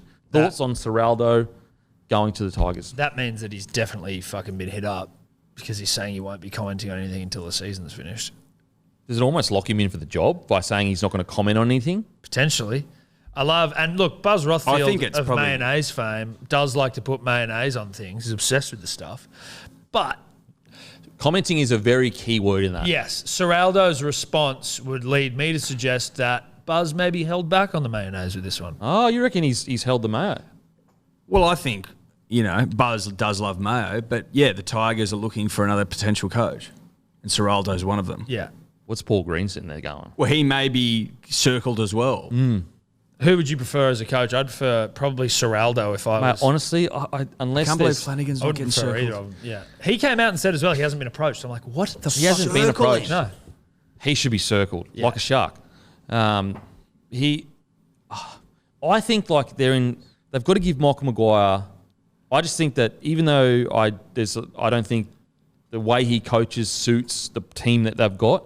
At the same time, like to start again, like they've made all this progress. They've got so many coaches in there. so many coaches and everything, and like they've made all this progress with his plan. Then they're just going to blow it up again. I just What's don't know. that progress look like? Oh, it's not progress, but I'm saying with his plan, like he's made decisions of like bringing youth and blah blah blah. But if you're a board member or a decision maker and you're sitting there going, okay, we've got a couple of million here in the cap that we need to spend and we can't spend it because every time we try to, they go, we don't want to play for Madge. Like, do you start to question, okay, Maybe absolutely. Do we need to look elsewhere? Oh, I understand. Like, is that a big enough issue? Like, obviously we know the pitfalls of fucking off a coach and starting again because it never seems to work. And, like, the stats back that up. But when you got money that you can't spend, and one of the reasons is potentially that people don't want to play for Madge, that's a pretty big reason. Oh, mate, I'm totally with you. I just, if that is true, like, let's say they've got information saying that multiple big signings have said, we don't want to play in a match. We think that, you know, his training is too harsh or blah, blah, blah. If that is true, then you're absolutely right. How can you keep a guy there that literally can't recruit? Like, again, we just don't know if it is true. But the fact that they can't recruit anyone, and even just the way they choose to recruit, it's all a bit bizarre. I don't know whose fault that is. You know, I don't know whether it's the recruitment or the coach or whatever. But if that is true, and they've got 1.6 million in the cap and they can't recruit, then yes, that's the only reason, in my opinion, why I would move him on is if they've done the review, spoken to players that didn't end up coming, and the players have said, we just don't agree with the way Madge coaches, then I think that's a fair thing to move on. If that isn't true, I think you give him another year. Yeah. Because, fuck, man, like... Yeah, I think so. Although, for reasons we talked about, I think last week, Flanagan, I can't get him out of my mind. I'm like, bro, you need to sign that motherfucker tomorrow. Flanagan could recruit someone like that. Like, his record at the Sharks was so elite. And he pulled all the pieces together. But that's what I'm not getting. Like, they keep blaming Madge, and you know, fair enough, he's got responsibility. But, like, who's making these decisions where Flanagan hasn't been approached yet? Who's making that decision to not approach Flanagan? It's bizarre to me. Like, do you know what I mean? Like how come whoever is making the decision that hasn't spoken to Madge yet, how come his job isn't being reviewed? Even like little things like, you know, openly chasing Tavita Pangai Jr. instead of chasing Dale Finucane, who is exactly what you need at the club. I don't. A lot of their decisions I don't understand. Do you think they think of Flanagan and think to themselves, baggage? Mate, rugby league baggage? And what is that baggage? Success? Ugh, don't bring success. But like the salary cap scandal and the peptides and all that shit. But if you think like that... Is that the way they're thinking? I'm just playing devil's advocate. I'm playing the other side of the coin because what else is there? What other excuse could you possibly come up with? the only other Do you know what I mean? The only other makes sense. Sometimes people in positions of power think they know better. Do you know what I mean? Like they think that... So maybe with a Flanagan, because he probably would come in with such a big presence that that would upset what's going on. That would upset their current position. Like if let's say you're in administration and this Flanagan comes in and says, this is the way I'm going to run things, and then, you know, pulls all this power together, you become less powerful. Sometimes it's as simple and childish as that. Who's their director of football again? The old coach at Tigers? Oh, fuck, Tim Sheen. He just come in. Oh, he's just come in. And also does he not like Flanagan? I'm not sure. I don't know. It's bizarre. Again, this is all just... He's only just got their Sheen. And all, this is all just us. We're not saying that this is happening, guys. We're just saying, like, we're just going down different roads as to what could be happening because it's fucking... Just little, you know, different holes. Yeah. Different rabbit holes. Just plugging holes. Do you think Michael... Let's say they do move on from Michael Maguire. Will he get a gig anywhere else? Well, listen, he could go chase a fucking Man of Steel if he wanted. He'd go back there. You reckon he'd partner with, like, Milford in the halves over there? I reckon he could still play in the Super League, Madge.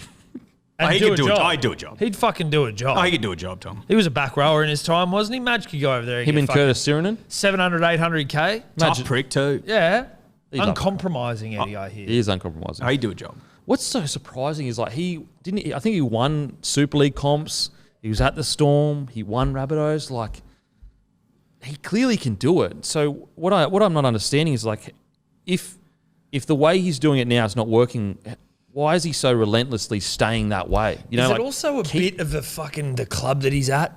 Like, absolutely. I think that's the biggest. I think that's the biggest. That's like the biggest. Like going to the Tigers, with the greatest respect to Madge, when he was also offered the Manly job, which he turned down, which Mr. Mayo pointed out, I think last week in one of his articles. Like going to the Tigers, no disrespect to anyone involved in the club or any fans, but that is the dumbest fucking decision you could ever make. And clearly, to me, that seems more like what his issue is. Obviously, his coaching style is one thing, but like you got players that aren't as. But he signed all of them. That's the he's like. But that's because of the desperation of the man. Is it though? The club. He chose to move Benji on like the 20. I think it's like 28 of the 30 is Madge's has overseen the signing and re-signing. Like, he can't even get marquee players. So like there that's Madge though then. Well, potentially, or is it just? I mean, it could be Madge, yes, and like, people and the players going like, don't go to fucking work on him because he's scat. But it's also like the club, right? Oh, I think that. But in saying that, if Flanagan was there, I think he'd be able to recruit. I don't know where I saw this somewhere. I think he'd be able to recruit. Do your own research on this. Bellamy went there. You reckon he wouldn't be able to commute? Yeah. I saw this in a tweet somewhere, and I almost feel like I should get it up. But it's to do with the Tigers finals, right? Here it is. Yeah, look, as I said, if you can prove that players are actively not going there because of him, then obviously I think it's time to move on. But if not, I think you give him another year. If you are a Balmain then West Tigers supporter, you've seen your team play in the finals 3 times in 30 years. The North Sydney Bears have played in twice as many finals as that, and they haven't been in the comp for 20 years. Whoa. That's... Wow. Legends of Sport on Twitter. Look, I know I got corrected in the comment section by someone that probably knows more than me, but I still can't shake the feeling that ever since they've merged, like there's 2 different powers in the club that never have fully got along. I can't seem to shake that feeling, but the guy that was a massive Tigers fan, was like, no, that's not the case at all. But I thought that it was the case. I thought it was West, I thought West bankrolled everything. They had all the juniors, and Balmain had more board seats, but like there was financial issues on that side. I always thought there was a bit of a disharmony. That was my perception of it. Whereas when I think of St George Illawarra, I don't ever have that same thought in my head of like warring factions. Nah, not at all. Yeah. In fairness to you, and with no disrespect to that dribbler or dribblers at large in the comment section, but I would take your it makes more sense and thought than a dribbler in the comments. There's always been there's always seems to be tension there. Yeah. So I wonder whether that's the core of the issue of like every time a decision's made, the people that disagree with are always working to undermine that decision. Again, I don't know if that is happening, but it's human nature that this happens in companies everywhere. When boards are divided, the company is the one that suffers because they're constantly undermining each other, constantly disagreeing, and like let's say that side of the board thinks of this great idea. If it succeeds, and they're the ones that get the power, and it gets all political and everything. Except at Manly, where we just block it out, rock solid, and win. And then we sell Manly. Are they still trying to sell it? I don't think so. Look, I don't know why you would. Yeah, I think you Pens hold on to it until someone I can buy it. Yeah. That's the plan. We just need time. That's the plan. Just give us time. Give us a little time. Yeah, I mean, regardless of what happens, the hard thing is you never want to see anyone lose their job. Like, fuck, he clearly works his ring out. I'd give him another season. Yeah, I reckon. I think so. I'd give him another season. Unless, as you said, like I think that is a big key. If that is a legitimate, provable thing, I don't think you could ignore that. No way, because the Tigers are literally next year, as it stands right now, they'll be playing with a cap $1.6 million less than everyone else. Which is about what, 16% or something. Yeah, like it's that. Like you can't fucking win footy games. I mean, it's like they basically. I reckon they'll be favourites for the spoon next year, probably if they can't recruit anyone, and with all this turmoil going on. And what's Jimmy Tamia's come out and said basically like he backs Madge. So I don't know. Anyway, we won't say it too long. I know it upsets fucking Tigers fans. Apologies. Sorry, Tigers fans. Graham Annesley has cleared the Roosters of field goal blocking. As he said, Mitch Rain had a chance to move directly towards Sam Walker, said he is open to review the rule in the off-season. This doesn't make sense to me. Why would you say you're open to reviewing the rule if there was no issue with the situation? What I saw was 2 men level with the bloke that played the ball, Roosters. Like, is that not blocking?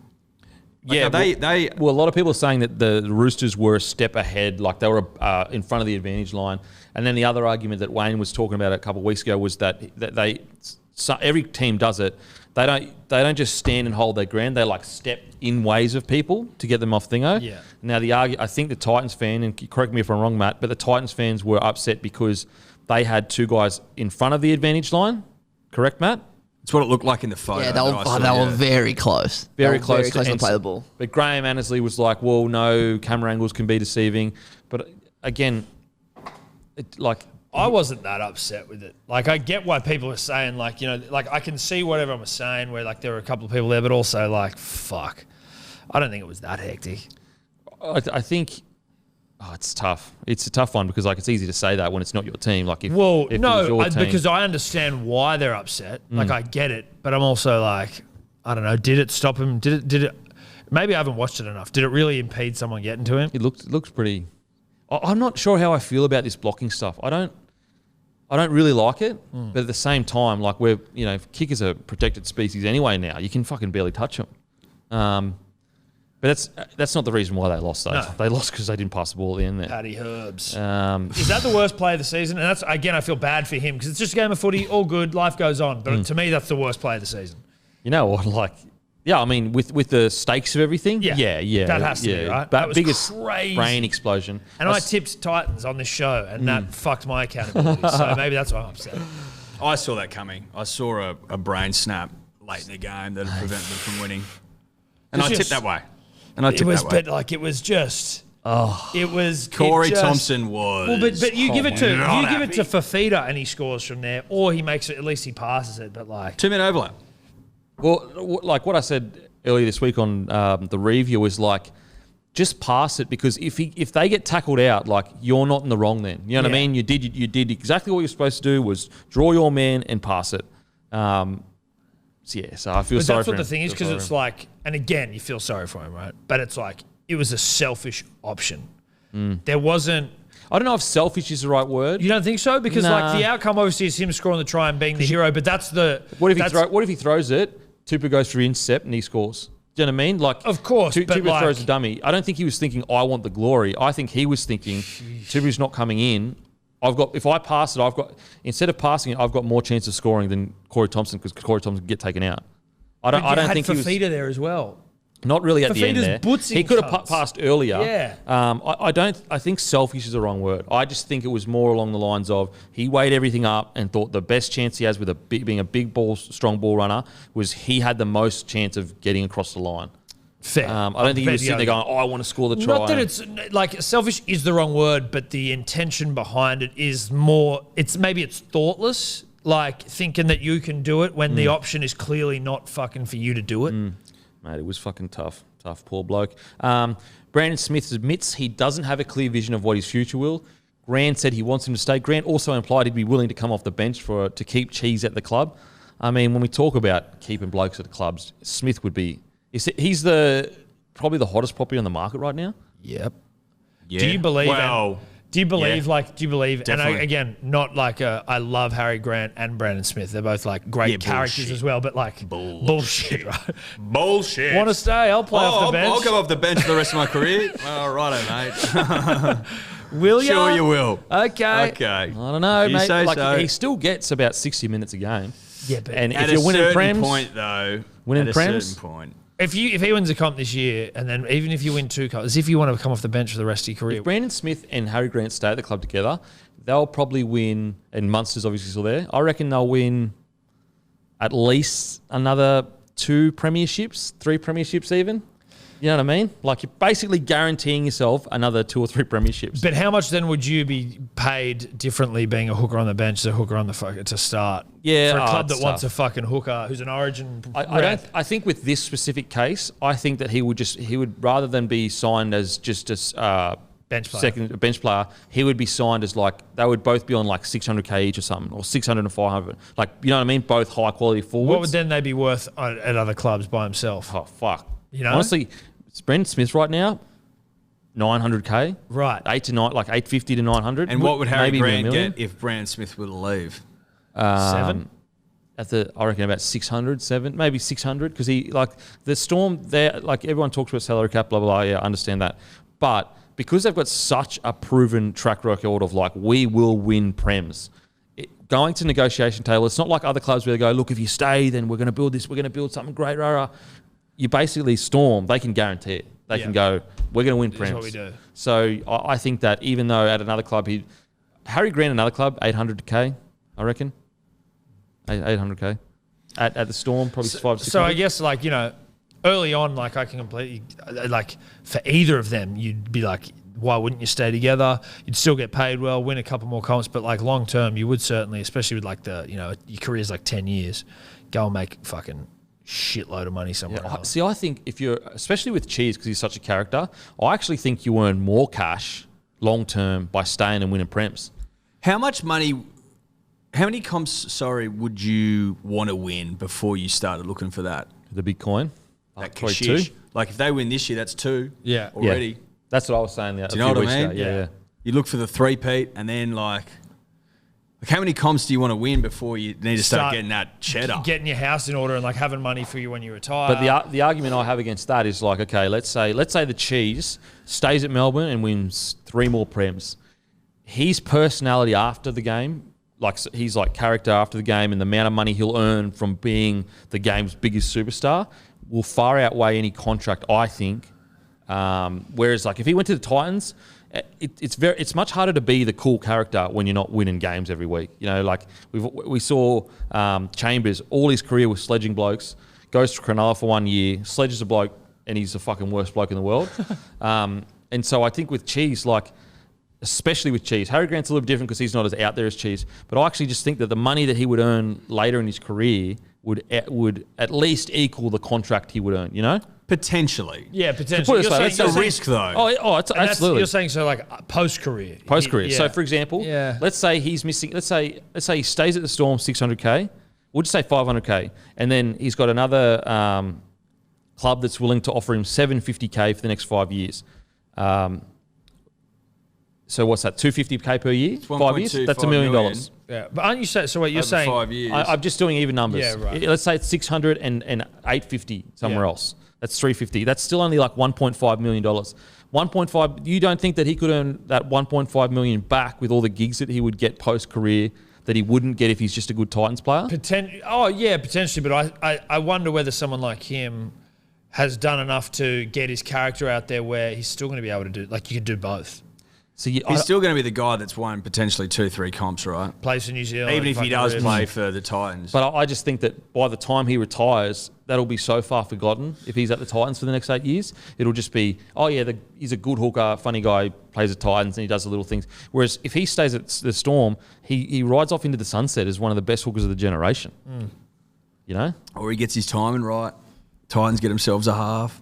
Yeah. Goes up there, wins a couple more. You never know. I mean, that'd be even crazier. But it's interesting. I know what you mean, though. It's a consideration for sure. Not as cut and dry as some people just think, it's a bigger contract, therefore it's worth going and making all this money. I think there's other ways to earn it back. But in saying that, it's easy for us to say that when you're getting offered an extra fucking 500K a year. Yeah. It's a lot of money. Yeah, fucking a lot of money. But what clubs do you reckon Cheese would do well at? Maybe Titans, definitely.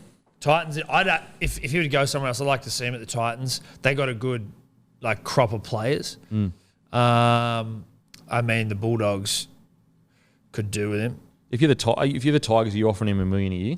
Yes. But if you're fucking Brandon Smith, you're saying thank you so much for that. I'll take it 150 grand to say it. So What about? But if you are the Tigers, you do pay that. yes, Because you got fucking money sitting around you can't spend. And look how much they were much better with Harry Grant there in the 9 role. 100% they were. Another thing quickly, just before I forget, look at a guy like Benji Marshall, like unwanted. He's in a prelim, and he impacted the game against the Penrith Panthers, in my opinion. Experience, mate.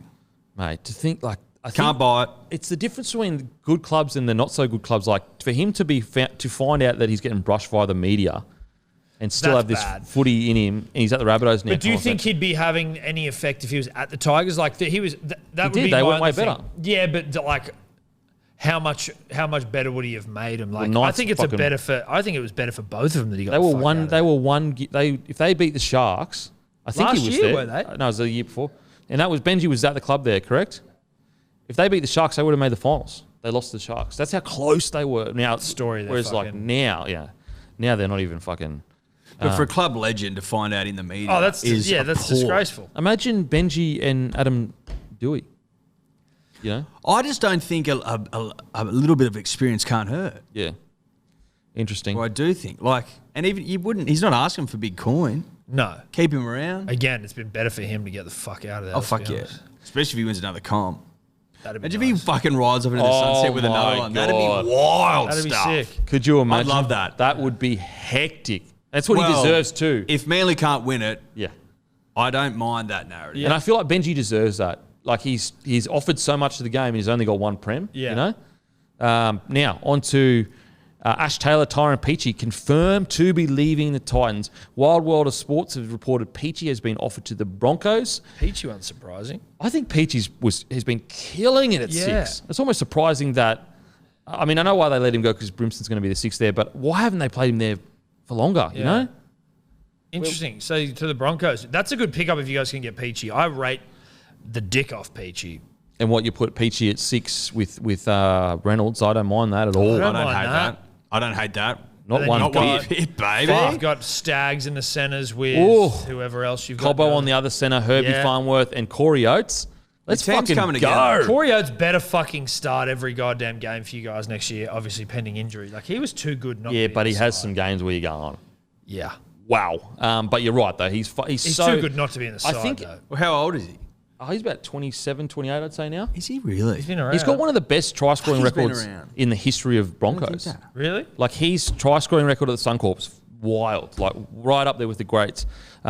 Interesting. I had a bet that just needed him to come off. Just needed him to score. And one Herbie Farnworth forgot how to pass. It was... One of the it great was- bets. It was one of the great bets. I would have bought And myself a now car. remembered fondly as one of the great disappointments. Yep. For a guy who apparently has one of the great try scoring records in Broncos history, not to be able to, and it's not his fault. Well, I'm not it's blaming just- him. it's just- I do blame Herbie Farnworth for not being able to pass that day. Well, Herbie got a bad case of the white line fever that Yeah. day. Well, a bad case of the Patrick Herberts. I Yeah, would say. yeah, Just he wet did. himself. The Paddy Herbs. Centres. Tyrone Peachey, yeah, I reckon he will rip and tear at Red Hill, 100%. What do you reckon is more of a pandemic or an issue?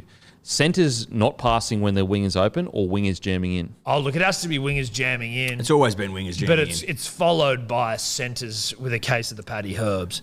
Yeah, look, I mean, I can understand sometimes when you're a centre and you get a bit toey and you haven't seen a whole lot of nut and you're like, fuck it, I'm just going to back myself here Yeah. because I want the glory. I Because understand the that. fullback comes around and just cuts But you out to the when winger. you're a winger and you see that your centre's got the other centre marked and you're like, you know what? Looks Jam. like he needs help. I'm going Yeah. to fucking jam in. jamming time. And So you know, reckon the reason why they aren't passing is there is drama between wingers and centres that never seems to get fixed or talked about? I feel like centres get blue balled often because you have now these gun fullbacks that come around and it's like the Tommy Turbo, Kalen Pongas of the world. It's like, oh, what am I going to do here? Fucking wingers jamming in, obviously, on the other team. Just straight out to our winger, over. And the centre's like, what the fuck, bro? I just get blue balled. I can't score enough tries. Yeah, they get cut out a lot now. They've always got the fucking fullback jamming in around their area of the field, and all the elite ones want to go play fullback. And so you're out and out centres, probably like What the fuck? So then when this they used get to the be. ball, This used to be a bit of a like. Mark Gasnier used to be in my position. Yeah, you know this what I used to mean? be a motherfucking Greg position. Inglis was me once Yeah. upon a time. The Now centre I'm used to just- be revered. Yeah. Now he's getting cut out. He is. Absolutely. So there's some, I guess, some trauma from years of being fucking disrespected, really. Well, you look, Well, you, and then you you grew just- up looking up to these players, and then you're like, dude, one day I'm going to be Mark Gasnier or Greg Inglis, and now you're like, I'm just getting cut out every fucking play. And not only that, my winger thinks that I can't tackle this player. He's jamming in to help me. Just quickly, have you ever known a mate to actually get blue balls? It's often thrown around, but I've never met anyone that's actually got blue balls. As in like actually turn yeah, blue. like my No. nuts are hurting. I've got No. blue balls. You You, know, haven't, you haven't spent much any time in the blue balls unit then. Well, no, I think No. Kempy just finishes. Yeah. He's a finisher. I'm so a he's finisher. a winger. That's He's a what I finisher. was. I was a finisher. Yeah, you're a finisher. So have you had blue balls? No, they've never turned blue. Okay. No, But never turn blue. I certainly. like to think that the term comes from somewhere. But what? Maybe not the hue of the testicles themselves. Well, I more just think, like well, okay, I'll ask you this. If they don't turn blue or haven't turned blue at least some point in the past, why the word blue? I'm glad you asked, and I don't know the answer, but it's a good question that needs to be asked. It's a great question that needs to be answered. I like to think Well, I'm just that it does turn a little hueish, little blue hue. like no, I'm trying to get my head around is that, you know, when these sayings, it's become a saying that everyone knows what blue balls is, but like, did blokes stand around getting their nuts out and go, oh, your balls are blue too? Yeah, like for it to become a saying that we all know from, it's international. Well, blue. I think that gentlemen historically are not adverse to sharing war stories. And if you've got to a position where you feel like you're about to, bust nut, and then for whatever reason that has had to stop, and then your nuts have turned blue, you'll be like, next time you're at the pub with the boys, you're like, you'll never believe what happened to me yesterday. Check this Maybe out. it goes way back, before language even, where we didn't have words to communicate and you just flopped them out and said... So it predates bang. language. Yeah, blue. Because like Here they are. So we've all three. Matty, you're a sicko. Have you ever had a mate that's had blue balls before? I haven't, but I'm just on medical news today, and one of the symptoms is a faint blue tint. Told ya! Wow. Had to be. There you go. Okay. Reach out in the comments section. Yeah, if you've had blue balls, Let us know what it's like. Is it And truly? can you prove it? send in photos. Yeah, maybe. To Send in Bloke in a pics. bar. Not to me. Don't send it. to Maddie. Don't Send them to don't Maddie, send them to me. Maddie and Bloke in a Send bar. them to Hello Sport. They love that shit. Send They them love to that shit. Dior. Dior Dave. Just starts getting all these fucking Dior messages at of balls. hellosport.com. But you know what I mean? Like we all know, like blue balls is used everywhere, but none of us have mates that have ever been like, bro, my balls are blue. You know, we got sent a photo by a dribbler from his missus. He got hit in the balls once. We'll show you this photo after. I'll show get you up. it now, but we won't show it. So he got right. hit in the balls, and it filled with some sort of fluid, and he just never fucking went to the doctors, to the point where this nut was so big, Denon, like I'm talking humongous, that only after like a year or so, like 10 months or something, did he go to the doctors. Like it couldn't fit in his pants. What? And his boys used to do shoeys off it. Off his nut. Off his nut. I'm telling you, are you ready for this nut? It's big. Are you ready for this nut? This is a fucking nut. There's a beer can next to it for context. Yeah, for context. And also, like, the fact that he went about his life with this nut thing for so long. He's Look at wearing this. jean shorts. Holy fuck. That's fuck. That looks photoshopped. I know, dude. Holy fuck. Yeah, welcome. Everyone's reaction's the same. Welcome I'm to like, our holy DMs. Can I see that? Fuck. even when you Jesus Christ, bro. It's even when you fucking- tell people it's the biggest nut of all time, it looks like a bowling ball, people will still have the same Talk reaction. about a nut trucker. He trucked that nut a whole year. He did. He chucked that nut. How about rocking jeans shorts? Like, how are you getting that into jean shorts? I like to think. I think he just had it flopped out the top. As if you don't like. If you're going to get around with that, you need loose fitting. Holy trackies. fuck. Yeah. And his missus accidentally hit him in the nuts? No. His mate sack-whacked him.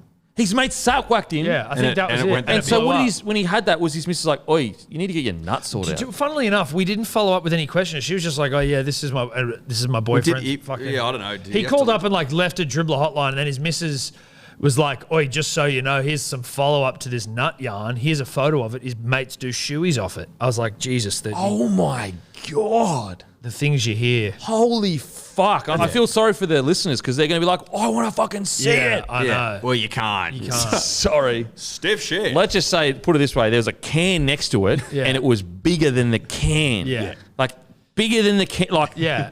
It was like a fist. It was like Yeah. the end of a fist with no knuckles. But it was like It's bigger than a fist. Right? It was comfortably bigger than a fist. Fuck. Bigger than it's like It would make him Two walk fists. weird. Yeah. That's a nut for the you have ages. to carry it around in a bag. I don't know, dude. A little shopping yeah, bag? Yeah. Talk in your bag. Over Just his a shoulder. nut. and for a whole year. That's such a bloke thing to do. Like you just got this nut. He's going, "Oh, fuck He's it." obviously grown quite fond of it. And so did they say how they Draw they some brought it eyes down? on it. I think they had just. to, like, I think it was drain it. drained it. Yeah. Fuck. I mean, I once had like bursitis in my knee, and like it's from like impact, and it's like a soft tissue like explodes or whatever, and it made your knee so big that like the fluid you can move it around, and if you don't rest it for a period of time, it just keeps getting bigger. So I had to literally wear like a skate pad, like whilst I was playing rugby league, like a soft fucking skate pad. So I was like playing Queensland under-19s, Clydesdales, everything with a knee, like a skate pad on my knee because it was so big and like jelly. And I had to keep like fucking draining it. draining it. And to this day, that like my knee is still sore from it. Really? Yeah. And so it probably was similar to that, where it just filled with Draining fluid. the It was fucking- fucking huge, man. That was fucking wild. Maybe we can like draw, like, you know what I mean? Like draw a lot to scale. Something, to try Like, and give the... just to give him a size, you know what I mean? Like we won't draw the actual nut. But we put it next to something. Yeah, we'll just do like a circle. We'll do that, Matt. So you can see the picture, Matt. You'd like it, you sicko. Look at you over there. The guy's face isn't in it, at least, so Jesus. we can work So that. we'll draw it on paint to give you an idea of the fucking epicness of this nut. Or we just DM him and go, can we put it in the video? Yeah, I don't want to fucking go down that path. Fuck me, Dad. I don't want to go down that path. I don't know if you want a nut No, you also... in the video. It's a... I think a drawing's enough. We'll do a drawing. But yeah, blue balls. It's bizarre. I've never really met anyone that's had it, that's said it, but it's a thing that we all know about. Now, on to Bulldogs. Apparently, Ash Taylor. Where do you think Ash Taylor will end up? I just was thinking this before. He's still got skills to play. Like he was clearly a talented footballer. It's just he's fallen off. Any club who has an already established good halfback, if I'm Ash, like you either go to a club where there's like a good halfback you can learn from, and you don't have the pressure of having to be the fucking main dude, or you just go to like the Roosters or the fucking Storm for nothing and let them turn you into a all-time great. Is he man of steel territory? I think he's too young now. Yeah. But if he can't get a deal, he'll go over and kill it in the Super League. People forget, like, I think it was his rookie year, his second year, he had like 25 tries. Like, he was a gun. Well, he got $1 million a year for a reason. And all the like, you know, Joey's, Jonathan Thurston's, all of them had massive And raps. the Broncos wanted him, like had him, and then he went. Yeah, and we back. wanted him back. It would have been really. Could you imagine his different career if Wayne had got him back? I think it would have been very, very. I mean, look at Milford. Like, bit of pressure off him. Has his contract. Look how good he's playing now. Or was playing before we fucking before the end of the season. Ash Taylor. I agree with you guys. I think take nothing. I'm sure you've got a bunch of cash. Hopefully he's actually a really good. He's a good bloke, obviously, but off the field, he's not like reckless, fucking singing a piss all the time, blah blah blah. Yeah, he'd have a bit squirred away. I reckon. Did you see the yarn about Thurston?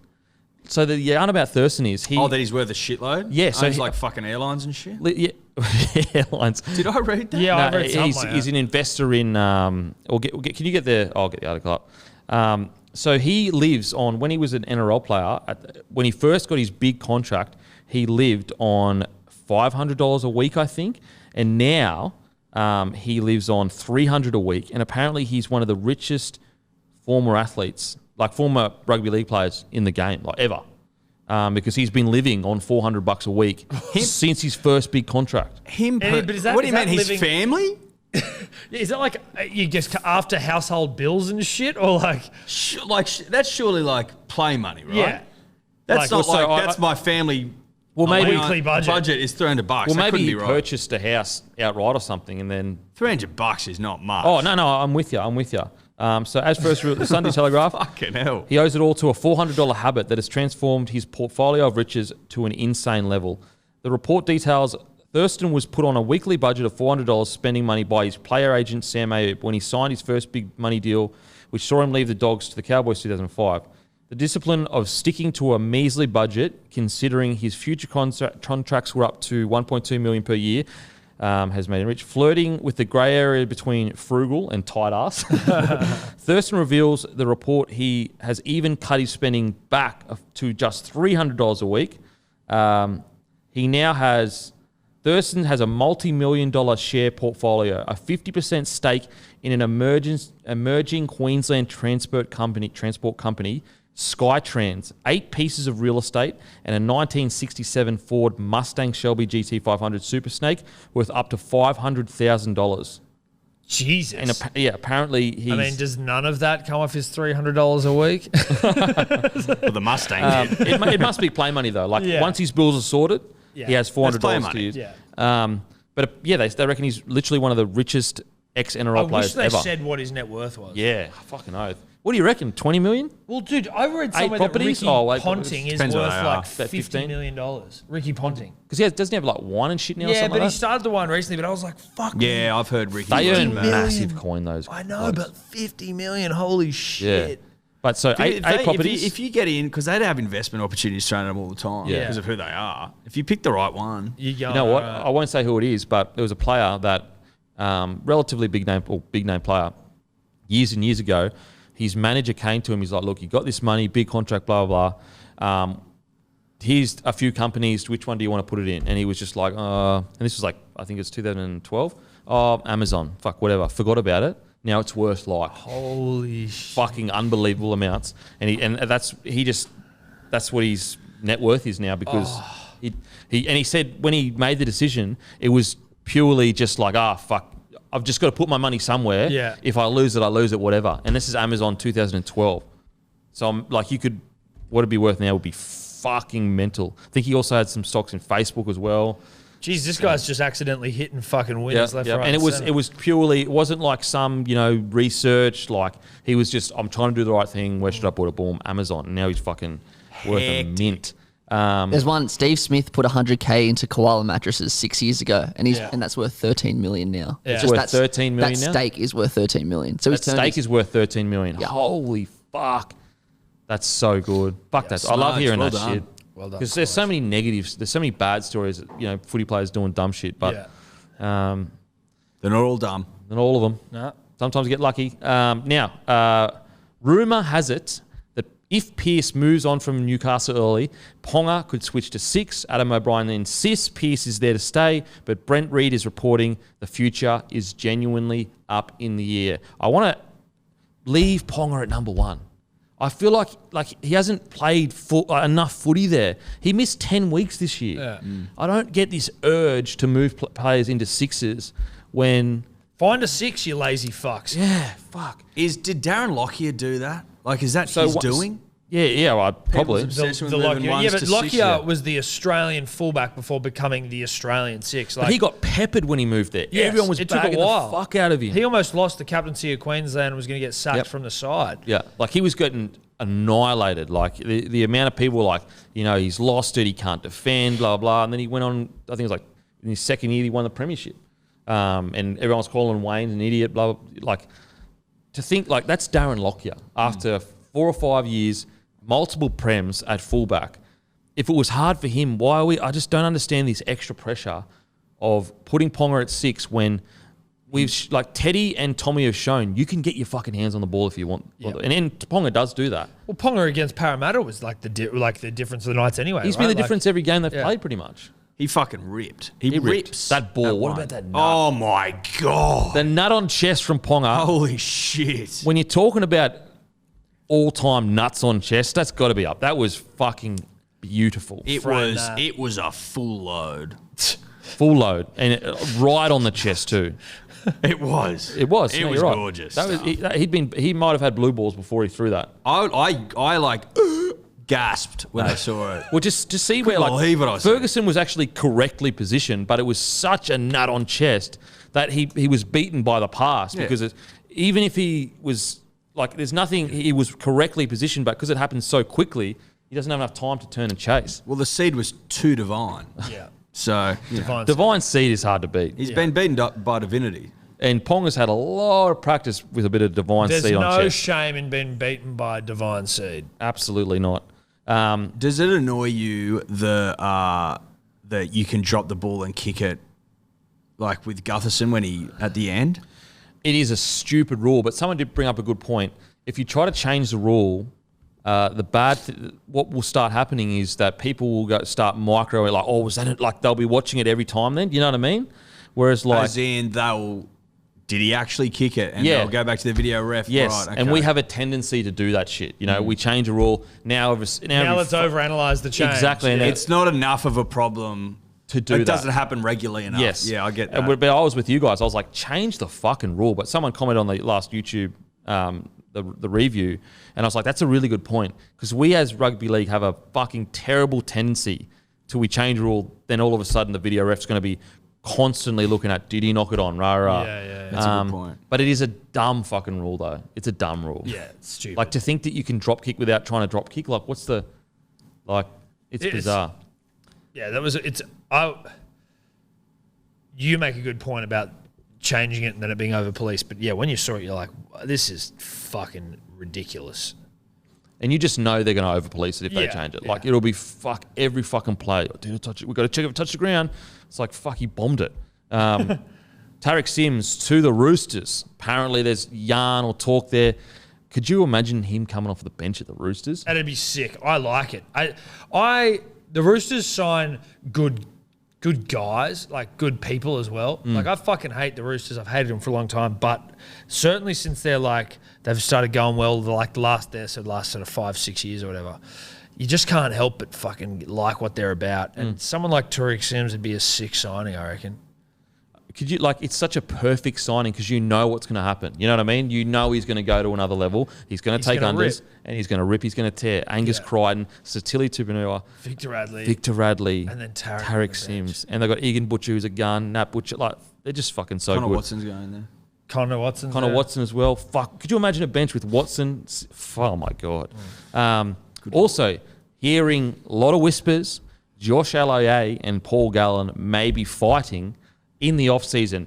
Now, those whispers increased. It seems like my sources may have been correct. Nothing confirmed yet, but it is looking likely that, likely that Aloiai and Paul Gallen will fight, maybe even headline, a footy player versus footy player card this year. Now, Thoughts? I don't want to...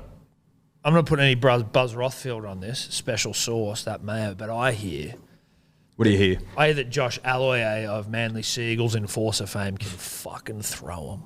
He can throw him. He can throw him, Eddie. Throw him with the best of them? He can throw him. And you'd be a good judge. You love a fight. Well, I mean, Kempy would be able to beat him because Kempy can beat professional fighters. Oh, he'd just go full mount and full pound, mount and ground pound him out. Yeah. He'd full mount him and That's pound the him out. Kempy. Yeah, the Kempy. Full mount pound him out. Full mount pound. Yeah. Double underhook, take him to the ground, full mount. I love a pound him mountain out. pound. I love a mountain pound. Yeah. Good for you, mate. Now, Josh Aloiai is a motherfucker. He's a motherfucker. I reckon if I'm Paul Gallen, I'm shaking in my boots. Yeah. Really? Oh, yeah. Pissing my little pants. I mean, Gal's never played for Manly, so he's already behind. Yeah. I think if there's one bloke that wouldn't piss in the pants, it's Gal. Well, that was if he was fighting anyone other than Josh Aloiai. So you're back. Of Manly Seagulls fame. You're backing him. Fucking oath I'm backing him. Wow. Didn't you hear what Tom just said? He can throw. Apparently the boy can throw. Oh, he can throw him. If you hear I think someone can throw, you're nervous. Yeah. Immediately. More so than if they were like professionally, classically trained. It's like, oh, he can throw him. Yeah. Has he ever boxed before? Nah, but he can fucking throw him. I think that is the ultimate stamp of like scariness. If someone says that exact sentence, he can throw him, it's almost a stamp of he's a scary man. And has clicked before in public, and you've seen him like beat the fuck out of people. Well, that's part of it. If someone says he can throw him and he's not classically trained and he's never had a boxing fight, you know he's been throwing him on the street, and you're like, oh, like okay. Gordy Tallis. Gordy could throw him. Gordy could throw him, and then you'd see him throw him on the field, and you're like, oh, fuck that shit. And then you hear stories of Gordy You'd hear working blokes, and you're like, ooh. Some of the gnarliest stories I've ever heard is Gordy fucking like taking out an entire pub after they said something wrong. Yeah. I'm It's a sure. good story. I'm sure Gordy's taken a fucking whole pub out. Surely. Easily. Well, he has. Yeah, from what I've heard. We've heard on Very good good authority that he has taken out a pub. Could you imagine Gordy 10 beers deep, raging in a pub? Like the intensity that would be in the room. You know what I mean? That would be The only thing I strikes. can compare it to is that video of Mike Tyson as like a 15-year-old training in a ring, but it's Gordy in a pub. For like the Amateur Olympics or something. Yeah. And he's weaving yes, to the exactly. to And it's Gordy in the middle of a pub and people just flying or just dropping actually, just. Yeah, or their heads coming off. Yeah, it's like the Matrix, but for a pissed Queenslander in a pub. Be a good arcade game. That would be Gordy. You The and- Raging Bull. The Raging Bull. You in a pub with Gordy flogging blokes. You've got to try and drink as many beers and knock out as and many you people weave, as you you can. duck and weave schooners being thrown at you. Yeah. Dude, that And would be pool a cues and shit. sick video game. That But would be a old sick school video game. like joystick. Joysticks. That's what and I'm your saying. and your special move is like grabbing blokes by the back of the shirt and fucking resolving them out of the pub. You could be in it, and yours would be the grand and Yours would pound. be the ground and pound. Here we go. Here we go. Finishing move, quick. Oh Double my underhook God. around and pound him out. You're the one that actually fights, though. You actually I tried have to never fight been in a Nibus. fight in a park. I've never double underhooked and ground and pounded a professional fighter. Well, Tom's the bonus level. The final boss. Yeah, the You final know, Street boss. Fighter, how you kick the car? You just kick a tree. Yeah, well, it's me versus an Ibis on the final level. That's on the final level to win the game, you become Tom and you fight. You've got to beat the Ibis. An Ibis of substance. Yeah. Tom's a secret boss. But yeah, Gordy Tallis, a game, a VR game of Yeah. Gordy Tallis. How good would that be? And you're like, your screen goes like red, and you just see like hazes of red through the. Swinging. Gordy could throw him. I thought I've heard the Cheese could throw him. The Cheese he was actually more classically boxed. trained though, wasn't he? No, but he can actually. He's a boxer. Yeah. But yeah, Josh Aloiai has won, I think, amateur fights. Can throw him. It would be a great fight. Great fight. And there is word that there are other big names that will fight. Big rugby league names that will fight. And these are some of the chat that's going to be getting thrown about if this does happen. Whew, I cannot wait. There's nothing. And so this is a post-season boxing extravaganza. Fight of the century. Is that what you're hearing? I'm hearing fight of the century. That's the rhetoric that's being thrown around. Look, I don't know who runs this show, but Eddie and I better get ringside seats where we can be dressed in furs. That's all of our. That's our dream. Yeah. That's our dream. That's our dream. Make it happen. We'll make it happen. Ringside seat, dressed in fur, either faux or rabbit. Yeah. Actually, in the comments section, maybe we should put together comment what you think they should wear. Colours or who they should imitate. American Gangster, Denzel Washington. It's definitely fur is you can't debate that because we will if we get tickets. It has to be furs. It's either faux fur, or rabbit. Can't be real rabbit. Fur. Can't be real fur. What is rabbit play on? Yeah, we're trying to work out if rabbit was play on. I reckon just faux. Okay, fine. Just faux. Faux Let's keep fur. it as clean as possible. We'll keep it clean. Okay. Because the fighting's dirty enough. Happy to wear faux. Also need a hat. Like fur hat though. So comment what you'd Faux like fur. them to wear. Maybe even like a stick, a walking stick, yeah, cane, and glasses Okay. because I'll be so self-conscious. maybe that like I'll a need Don to King afro. compromise. Eddie could actually do that. There we go. We're getting somewhere here. So you guys genuinely you're backing Aloiai over Gallen. 100%. You reckon you beat the great Gal? I'm going to knock him out. 100%. I What reckon he round? knocks him round one. Yeah. You know what's crazy? Actually, I was watching Round one. come up in my YouTube stream, and actually we can go and find this. I think it's round 4 or round 5. And basically, you brought up a stat because you were sitting last at the time, and you said, the last time we were sitting last? 2009, we ended up coming 5th. And we all laughed, hard. We laughed hard. You were actually correct. Yeah. Guess what happened last time we went 0-3? Hey, yeah, guess what? What happened? We came 5th.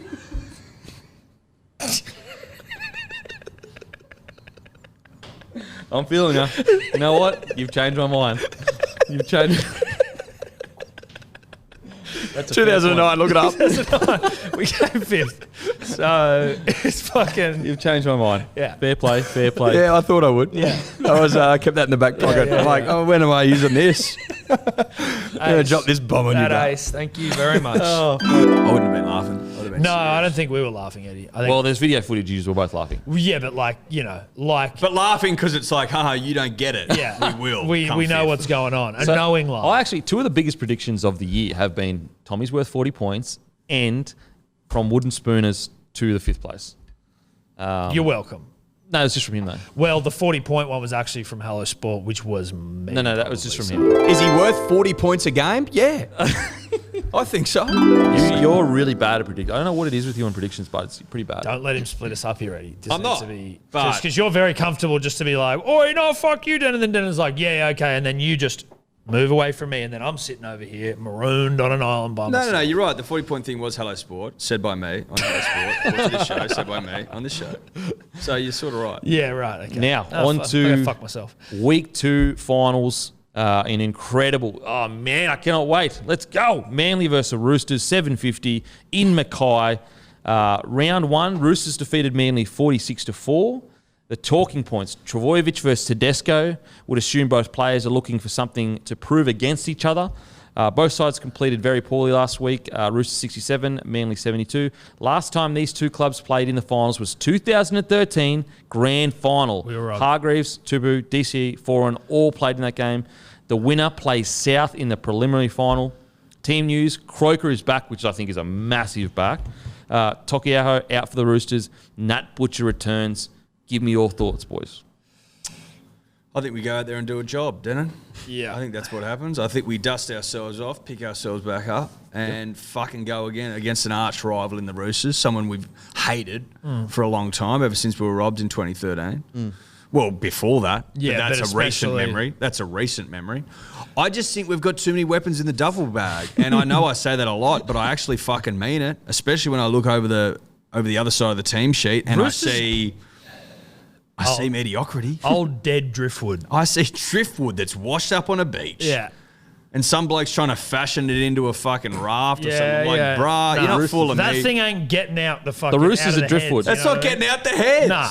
Sorry, dude. The Roosters are driftwood. Yeah, old shit driftwood. Old shit Oh my driftwood. That's not coming God. out the heads. No, Oh and my but that's God. also not our opinion. That's fact. So like, that's not a. We don't want anyone to think Wow. that we're like talking shit. That's outrageous. That's the current side. The side in front of me. The side I can see. yeah, the side that we're looking That's at. driftwood.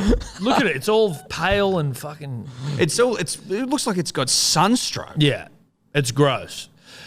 That's All all washed obviously out. with the greatest respect. Like, there's some great players in there, but driftwood. There's some okay players. There's some in there. okay players. Tedesco's all right. Driftwood can do the job. Driftwood isn't as bad as some may say. Yeah, some may say. It provides fuel for fires. Yeah, exactly. And maybe To they're be starting a burnt. fire. They're going to burn Or towards the a Manly premiership. fire. The Maybe they're jets gonna from burn fucking Manly. Saab's boots. Yeah. Subs Wear the butthole. fire and we'll burn the driftwood. Yeah.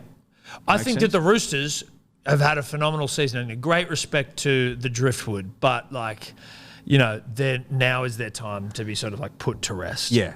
Your job is done now. You've done well. If Manly get bounced out, yeah. does that mean they like crumble under pressure? No, I think it's a very successful season. As you pointed out just before, we were coming last, I think, in round 5. So obviously we won't. We'll win and then we'll get on to the South. Do you feel like you crumbled under the pressure last week against the Storm? We No, just it was- didn't play our best footy. Yeah, it was a boil over. Simple. It's Shock just, loss. Yeah, it's a shock loss. Yeah, the shock losses before, they happen. Shock losses happen. Okay. And it's the shock loss we needed. Well, now then we've set wouldn't you ourselves say up. This could be a shock loss for you guys because Roosters beat yous? No, you can't go back-to-back shock No, losses. yeah, back-to-back You never boil see overs 'em. don't happen. You never see them. Not They in the just modern don't happen. game. I think, honestly, hand on heart, we've got too many weapons in the duffel bag. Yep. I think the Roosters are out of puff. I think we saw that against the Titans, who they should have lost to. Like, let's be honest. They didn't play great against the Titans. They should have lost to the Titans. Let's not forget that little piece of information. That back row for the Roosters is looking scary though. Had the same back row last week, and they almost lost to the Titans. Yep. You seem to be forgetting that little nugget of information. Yeah, we got beaten by the Storm. The Storm played fucking well. We didn't. It is what it is. The Storm were red hot. We all know that. And also- the Titans, you wouldn't call the Titans red hot. No, Roosters have hot boy Sam Walker on the bench. Hot when in doubt, go hot. That is your own saying. Yeah, it is, but he should be starting. That's a real driftwood move from them to have him on the bench. Stupid. He's probably the only thing in that team that isn't driftwood, and that's no disrespect to some of our friends in that side, e.g. Angus Crichton. Look, But Yeah, and Tedesco. All the pressure's on Manly. Of course, there's pressure, but if you're going to win the comp, you're going to encounter a little bit of pressure from time to time. Yeah, driftwood not good under pressure either. Driftwood fucking I think snaps. Manly's going to learn a lot of lessons out of that performance as well. What not to do under pressure. Yeah. Like cut Tommy Turbo out of your plans. Exactly. But, we live and we learn and we grow. You've got to that loss was actually probably the best thing that's ever happened to the club. I reckon that's not too long of a bow to draw, Tom. In terms of bows, I don't think it's too low. No. Because, I mean, every player there now has finals experience, tick. They also know what it's like to get a little frazzled and have the game get away from you. Now they go, oh, okay. Tick. Tick. And now you Next play time- Rabbitohs instead of you play Rabbitohs Now we're over instead the of good Storm. side of the draw Tick. against all these fucking driftwood losers. And you know what can happen on grand final day? What? Anything. We got roasted on TikTok for probably a segment very much like this. I didn't realize TikTok was like a place for us to get roasted. I like that. I liked it. I don't look. You're universal. There's no age. There's no generation that doesn't love As live we sport. always say, Tom, unqualified opinion, unwavering bias. Yeah. And if you want to cut that up and clip it, then fucking so be it. Do it. Bring it on. It's going to be a cracking game. You Cracking must game. like Manly in this, surely. I do think it's tough though because I thought Manly were going to come out and be much better against the Storm, but I think that as long as DCE builds pressure, Lachlan Croker is a huge in. I think he's really missed him. Don't look for points so early. Like I think Manly got really used to just scoring a bunch of points because fucking Tommy was killing it, and Saar was killing it, Garrick was killing it. Whereas when you get up against the good teams, you've got to build the pressure first, and then so if DCE plays like we all know he fucking can. I think they can be too much for Manly. As long as they enter the grind, I wouldn't even be thinking about points for the first 20 to 30 minutes. They'll come. Manly don't need to worry about points at all. They can score points. It's more about high completion and building pressure. So if Manly can do that, I think it can be a very big performance for Manly. Absolutely, no doubt. Do you see what we're saying when we say their team looks like driftwood? Be honest. Not at all. Not even slightly? Not even slightly. I don't believe that. Now, Panthers versus the Eels. Round 16, Panthers defeated the Eels 13-12. Round 25, 40-6. Talking points. Eels have been knocked out at this stage of the finals 3 times in the past 4 years. 2017 versus Cowboys, 19 versus Storm, 20 versus Rabbitohs. Fisher Harris has been one of the best props all year, but wasn't as impactful against South.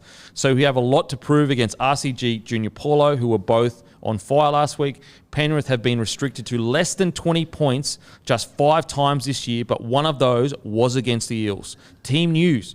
Edwards and Leota both return this week. Crichton moves back to the wing. Staines drops out of the side. Sorensen returns to the bench. Lenu dropped. Madison's back for the Eels. Makatoa dropped. Thoughts, boys? Why, firstly, was Madison dropped for McIntyre? Well, he's injured. Oh, right. So he hadn't played for a while. Okay. So I think it was just like they'd been winning in match fitness. Sure. I want the Panthers to win because fuck the Eels. But as I said before, I've got a vibe in my mind that the Eels might do it. Jerome Luai a bit off recently. Brian To'o, even though, he's still Brian To'o, but they just haven't throbbed like you would expect. Or at least last week they didn't throb like you would expect. It's a test of their mettle.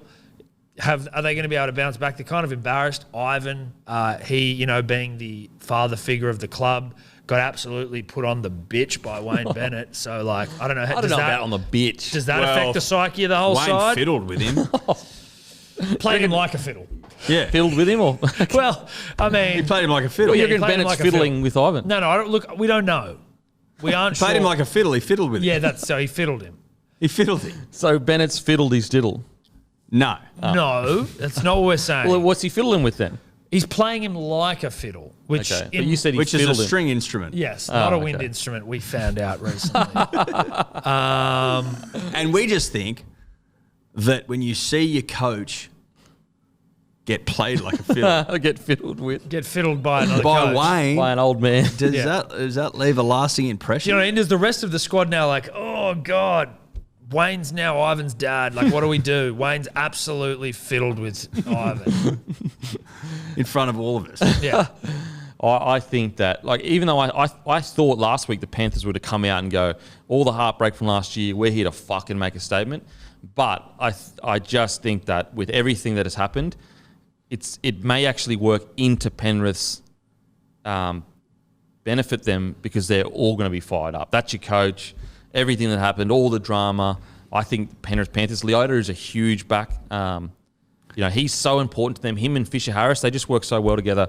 I think it's going to be a big game from the Penrith Panthers. Do you reckon Dylan Edwards is someone that, he reminds me a bit of Lachlan Coote in the sense that he was in a great side. He was sort of not by any means the best fullback in the game, but just sort of he was a good player. Did a job, Tom. But he seems to be the only real gun fullback in a side. Sorry, he seems to be the only fullback in a gun side that isn't a gun fullback compared to your big. He does his job so well though. Yeah. He I know what you mean. Stephen Crichton was unbelievable on the weekend. He's unbelievable, but Dylan Edwards just seems to work really well with Cleary. He seems. Everything that Edwards does seems to vibe with him. You know what I mean? You can have a Crichton who played incredible, but maybe little things he went to do that flick pass and Staines dropped it. Now, it's mostly Staines' fault, but Edwards probably doesn't throw that pass. A little bit safer. You know what I mean? So, just these little decisions that the team is used to with Edwards being at the back there, I actually think it's a big back in because they've played their best footy when Dylan Edwards has been in the side. So, I agree with you. He's not like Tedesco. He's not like Tommy Trbojevic, but he does his job so well for that team, gets a lot of meters, a lot of tackle breaks. I think he's a big back in, but I think that the key is Leota and Fisher Harris. They're going to be pissed off. They're going to be angry. And the problem for the Eels is they sometimes struggle to score points. So, whereas Penrith, if they can defend well enough against the Eels, how's the Eels going to score enough points to beat them when in the forward pack they should be able to match the Eels? I think Penrith go out and rip and tear. I think they it's have a a big massive match. game. Yeah. I think it's... And to your point, the Eels don't score points at will. They don't. They nearly lost to the Knights. You know what I mean? I can't believe it. Mate, there was a couple of plays in that game that swung the momentum in their favour at key moments. Moses saved them. They could have fucking lost, 100%. It was a good game of footy, but like the Knights, no offence, they haven't set the world on fire this year, and I just think that if Panthers play the way they can play, they'll fucking work. I mean, there's like long periods there where Eels weren't executing and getting the reward for a lot of their hard work. You do that if you don't take your opportunities against Panthers, they'll go and score 2-3 tries, and all of a sudden you're fucking 16-0 down. And that's the concern with the Eels, is that like it took Mitchell Moses' incredible running game to get him out of the hole. But yeah, I think it's going to be a massive. I think the first 20 minutes is going to be mayhem. Yeah. Like they're both massive forward packs. The difference is that Penrith usually execute and score points when they get up the other end, whereas Eels can like have 4 sets and not score anything. The problem is against Rabbitohs, they really struggle with that. Like they were up at the Rabbitohs end for ages and they couldn't get points, which is very un-Panthers-like. Did you see the stat? I think it was Random Stats Guy. He did it on Ray Stone, and he was like 0 runs, 0 meters, 0 offloads, anything, and 50 tackles, 0 misses. Yeah. He eats motherfuckers, Ray Stone. He's so good defensively. He is fucking tough as nails. Yep. It's his name. Yeah. You know what literally. I mean? Like a Ray Stone would be Ray a good Stone defender. snaps people, yeah. That's almost a porno name, Ray Stone. That's how aggressive it is in my opinion. That's how much I like it as a name. I think it's an unbelievable name. Like, who's that? Ray Stone snapping blocks. Oh, dude, have you seen Ray Stone? Kudos to the parents. It's incredible work. It is great work. You know? Yeah. And also to raise him to suit the name. It's one you can name a kid Ray Stone, but to snap blokes in the NRL, 50 tackles, 0 misses, Ray Stone, those two things, it's almost poetry. Yeah. Well, that's it. You can call a bloke Ray, but have you raised him as a Ray? Yeah. Yeah, a true Ray. But like as a hooker, 0 runs from the hooker. He's just, I'm just here to fucking snap. I'm here to snap. I'm here to snap. You know, look, when you're there to snap, you snap. He bends and snaps. Yeah. Bends to pick the ball up and snaps people. Don't fucking get fancy trying to, champagne footy, snap blokes. No. Snap cunts. That's I want Ray Stone snapping blokes, folding cunts like the great Evans said. What do you got there? Ray Stone, a couple of years ago in the Origin under-20s, got sin-binned for punching on with Queensland. Yes. So he loves it. So punching what? Just punching on with Queensland. Yeah, so it's in his DNA. Yeah. He loves it. He rips and tears. He fucking oath he rips and tears. Ray rips and tears. Ray can throw him. He surely can throw them. Surely. There's no way you're snapping blokes like that without being able to throw them. Tavita still no. But his old man's name was Ray as well. Yeah, that sounds like a family Don't you name, reckon? doesn't it? It's a family name. And Will Smith actually does add a lot when he comes on. But yeah, I think the Panthers are going to come out and fucking rip and tear. That is it. Make sure to follow Hello Sport on Instagram. Got any announcement or anything? Nah. Don't think so, Eddie. No. About even on YouTube. Follow Hello Sport's YouTube channel. Subscribe, follow, share. Will we do another live? Like stars. Live this week? Ooh, what day is it? Friday? I'll do another live. I can do a live on Friday. Well, we'll announce whether we do a live or not this week. Probably on Friday, obviously the Manly Roosters game. Yeah. Make sure to follow the Punters and Dribblers page on Facebook. Subscribe to the Hello Sport podcast on all your good podcasting apps. Make sure to grab a case of beer, the official beer of finals footy, and I'll go and fuck myself. Thank you.